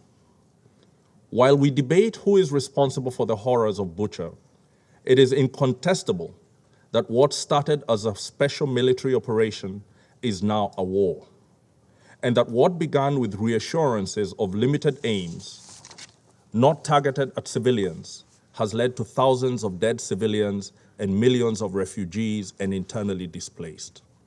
No one can doubt that there are flagrant violations of international law, international humanitarian law, and the UN Charter underway in Ukraine. Kenya condemns the abuses undertaken in the past few weeks and those in the eastern provinces of the country during the years that the conflict has raged. Madam President, the war in Ukraine is today's most dangerous threat to the maintenance of international peace and security. It is the latest assault by the most powerful states against the multilateral order. Their continued abuse of the Charter created growing cracks over the years in the global security order. Now the bottom has fallen out. Ukraine may now become a model for a new generation of disastrous wars on multiple continents. Millions of refugees are being created, and there will be many more as the economic effects of the war produce and intensify conflicts elsewhere. Accelerating food and energy prices are plunging millions into worse forms of poverty. The UN, as a forum for solutions to humanity's most pressing problems, is losing prestige and its historical standing. President Zelensky has left us with ideas for Security Council reform that we need to consider seriously. Things have fallen apart, and the center cannot hold under these assaults on our United Nations. We must reform. There are no easy solutions. Even a negotiation that is not properly structured to protect the people and sovereignty of Ukraine could be the prelude to a wider war. For now, we urge the following urgent steps, understanding their limits due to the continued inability of the Security Council to act decisively. We call for an impartial and prompt United Nations investigation into the atrocities against the civilians in Bucha and other towns in Ukraine. This calls for an immediate end of all hostilities to guarantee unfettered access by the investigating teams. We urge the conflicting parties to immediately make clear to their military personnel that they will be held to account on the basis of command or superior responsibility, if they violate the international laws that regulate warfare. We commend Ukraine's neighbors for opening their borders to refugees of multiple nationalities from Ukraine. We continue to urge them to ensure that the thousands of affected Africans be treated in accordance with international humanitarian law and basic dignity. We commend OCHA and many other organizations and individuals who have come to the aid of the deserving people of Ukraine. In this regard, we welcome the third UN-organized humanitarian convoy that reached thousands of people in need in Sumy and other cities. We call for the urgent activation of safe passages with no restrictions and call for unimpeded humanitarian access to the many in need, particularly those in Mariupol, Kherson, and other besieged cities. We also urge the Security Council to reassure the world of its relevance by approaching the other conflicts with renewed vigor. The humanitarian crisis caused by conflict in Afghanistan, in Haiti, the Horn of Africa, the unfolding situation in the Korean Peninsula, Lebanon, Libya, Myanmar, Palestine and Israel, Syria, Yemen, and the Sahel deserve our urgent attention. We look forward to the Secretary General rallying the international community to deploy resources to cushion the most vulnerable from the effects of the conflict in Ukraine.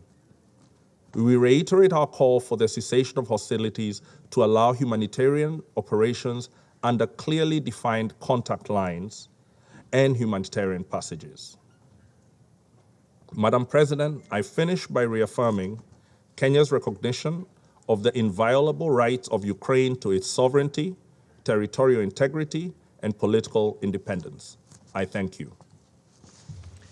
I thank the representative of Kenya for his statement, and I now give the floor to the representative of Mexico.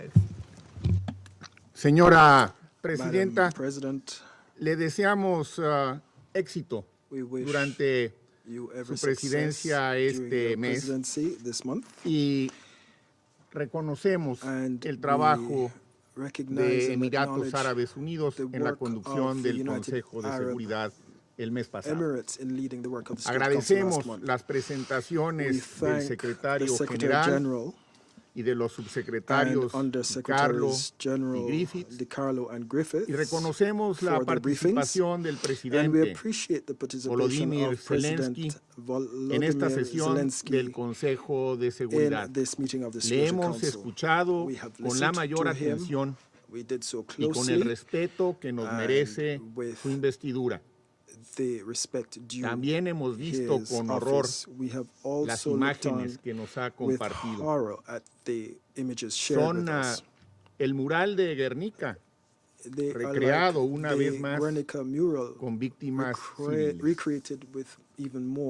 Desde hace 6 semanas, el mundo sigue con consternación las consecuencias devastadoras de la invasión de Rusia sobre Ucrania. A través de 2 resoluciones de la Asamblea General, la comunidad internacional se ha pronunciado de manera contundente, deplorando dicha invasión, exigiendo el cese inmediato de las hostilidades y de cualquier ataque contra la población civil o la infraestructura de carácter civil, y ha señalado la urgencia de que llegue la asistencia humanitaria de forma expedita, segura e irrestricta.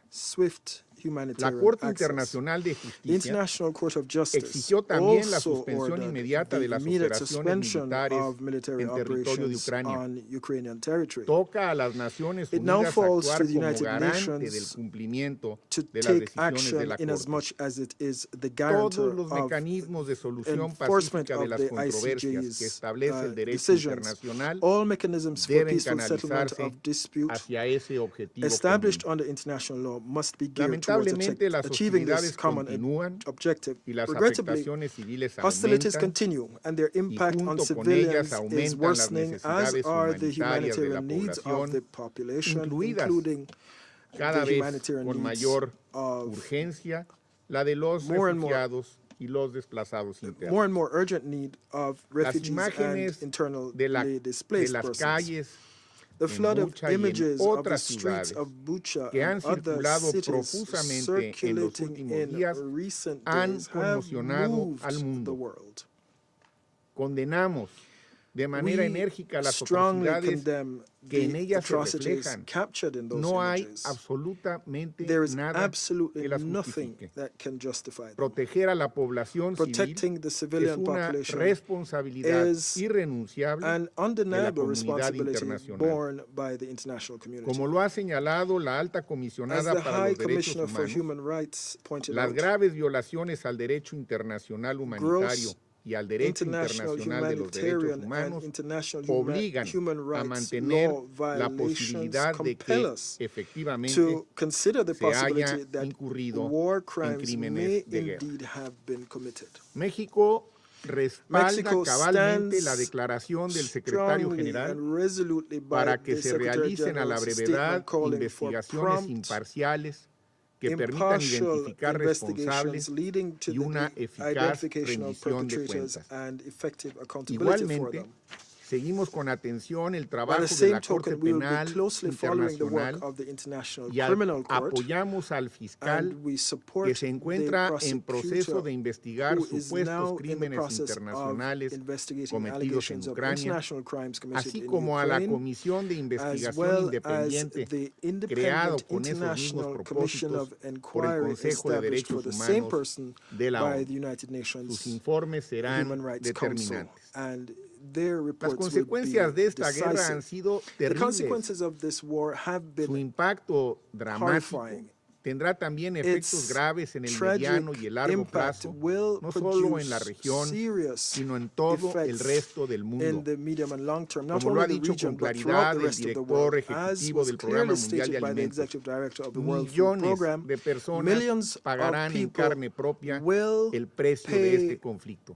Habrá themselves the escasez toll de alimentos in básicos this en muchas conflict. regiones Supplies of basic food que items ya de por will sí run short in many eran regions where inseguras they y are frágiles. already insecure and Con fragile. todas las dificultades Now, que implican given y la all the urgencia que conllevan, difficulties los esfuerzos de la that comunidad this internacional para hacer implies frente al drama and the humanitario urgency son ensuing, solamente the efforts of temporales. the international La community to solución de tackle fondo the humanitarian es, tragedy are como aquí only se ha dicho, temporary. un The solution, cese as it has inmediato been de las said, hostilidades is an y un acuerdo immediate end to político the que restaure la hostilities and negociación a por political la vía agreement that diplomática. restores Apoyamos diplomatic decididamente las negotiations. gestiones del We are subsecretario Griffiths resolutely para in acordar support pausas of humanitarias que Undersecretary permitan General crear las Griffiths' condiciones en initiatives el to terreno broker humanitarian para que llegue pauses con mayor to fluidez pave the way la asistencia for humanitaria. smoother delivery of humanitarian México assistance. reconoce y Mexico encomia el trabajo de appreciates todos los and actores commends the work humanitarios of involucrados en all Ucrania, humanitarian actors así como la involved in solidaridad de Ukraine, los países as well as vecinos the que han solidarity recibido a of neighboring millones de countries that have refugiados received y millions los of esfuerzos de refugees mediación and the de mediation distintos países efforts of y diferentes various actores. Esperamos actors que and este countries. Consejo, It is our con hope apego that this estricto council al derecho will internacional, fulfill its al derecho responsibility to internacional contribute humanitario effectively y al to derecho putting an internacional end de los to the derechos war and humanos, restoring peace, cumpla con and su to do so responsabilidad in y strict compliance contribuya with international efectivamente law a and poner fin a la international guerra y a restaurar humanitarian la law, paz. and Gracias, put an end Presidenta. to war and restore peace. Thank you. I thank the representative of Mexico for his statement, and I now give the floor to the representative of India.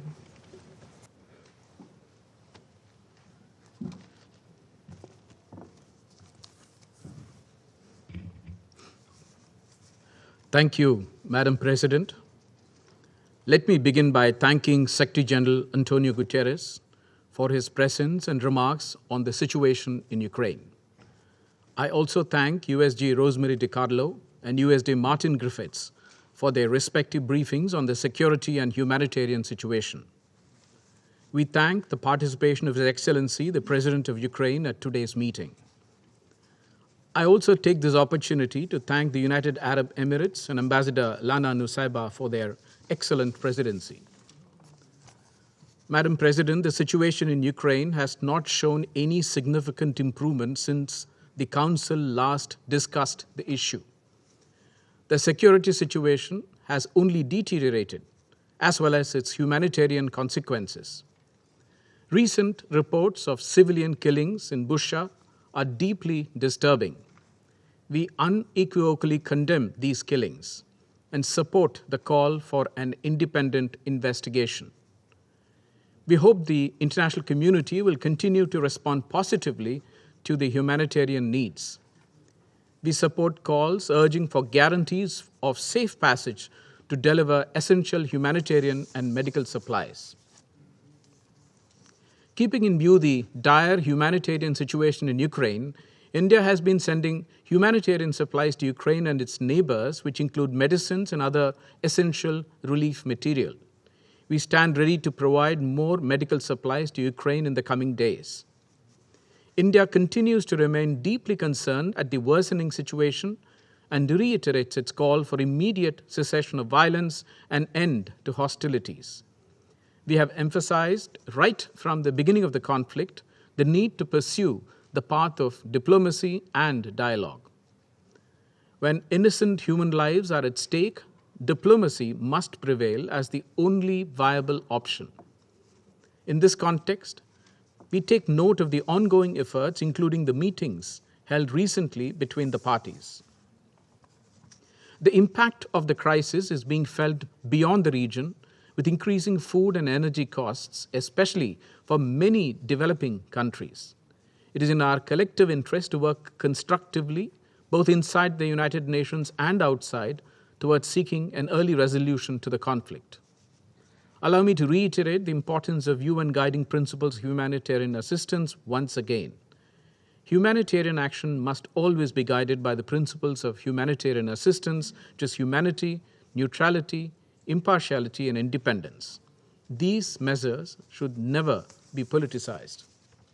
We continue to emphasize to all member states of the UN that the global order is anchored on international law, UN Charter, and respect for territorial integrity and sovereignty of states. I thank you, Madam President. I thank the representative of India for his statement, and I now give the floor to the representative of China. Thank you, Madam President. Madam President, I first of all would like to congratulate you upon assuming the presidency of the Council for this month. At the same time, I would also like to thank Ambassador Zelenskyy as well as the UAE team for their outstanding work when UAE was the president of the Council during the month of March. Madam President, de-escalating tension in Ukraine and putting an early end to the fighting is the urgent expectation of the international community and the strong desire of China. We have many times emphasized that dialogue and negotiation is the only way out for opening the door of peace. Russia and Ukraine have already had many rounds of negotiations. We welcome the two sides to stick to the general direction of peace negotiations, overcome difficulties and differences, and continue to build conditions for a comprehensive settlement of the crisis. The international community should create favorable conditions and environment for negotiations between the two sides, open up space for political settlement, and should not set up roadblocks to increase resistance for peace, let alone add fuel to the fire to aggravate confrontations. Every effort should be made to prevent the escalation of the localized conflict. China attaches great importance to the humanitarian issue in Ukraine and supports all initiatives and measures conducive to alleviate the humanitarian crisis in Ukraine. As the current conflict continues, we call on the parties to abide by international humanitarian law, protect the safety of civilians and civilian facilities, minimize civilian casualties, and ensure safe and smooth evacuation and access of humanitarian corridors, as well as guarantee the basic rights of women, children, and wounded fighters. Humanitarian issues should not be politicized. The humanitarian needs of Ukraine and its neighboring countries are enormous. International humanitarian agencies should maintain neutral and impartial should maintain neutrality and impartiality, actively mobilize and coordinate more resources, and make unremitting efforts to save lives and protect civilians. China has provided and will continue to provide humanitarian assistance to Ukraine and its neighboring countries. Under international law, civilians should be spared of any forms of violence in armed conflict, and attacks against civilians are unacceptable and should not occur. The reports and images of civilian deaths in Berkshire are very disturbing, and the relevant circumstances and specific causes of the incident must be verified and established. Any and all accusations should be based on facts. Before conclusions are drawn, parties should exercise restraint and avoid unfounded accusations. Madam President, as pointed out by Secretary General Guterres, the spillover effects of the Ukrainian crisis is having a major impact on the world and the developing countries in particular. This requires our great attention and our strengthened management. Sanctions are not an effective means to solve the problem, but will instead accelerate the spillover of the crisis and bring new and complex problems. Today, with the deep development of globalization and the closely linked community of mankind, the implementation of all-dimensional and indiscriminate sanctions is tantamount to politicizing, instrumentalizing and weaponizing the world economy, triggering serious crises in the fields of global economy and trade, finance, energy, food, industrial chain, and supply chain, and endangering decades of development gains of the international community and making people of all countries pay a hefty price.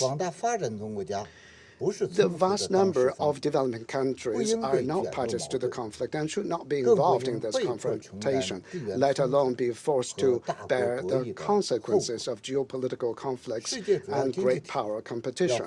The world's major economies should be responsible for managing the risk of crisis spillover and maintaining the stability of global markets and the momentum of the global economic recovery.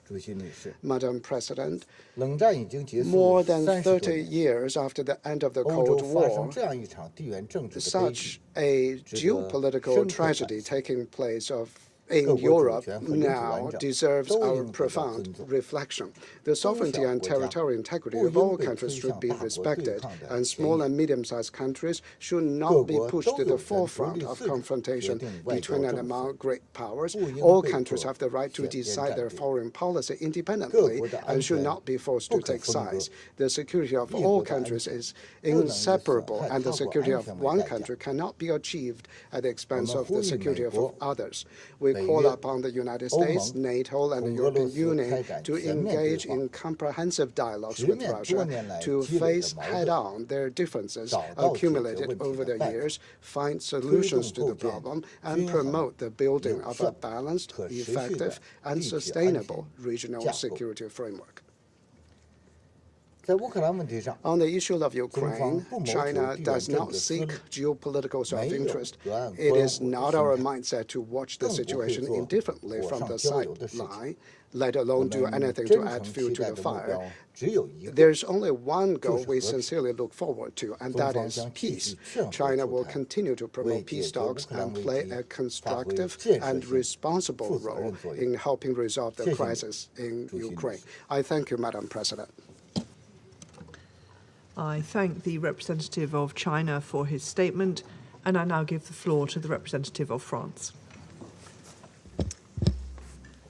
Madame la Présidente, je salue la participation du président Zelensky à cette réunion et à travers lui le courage et l'esprit de résistance du peuple ukrainien.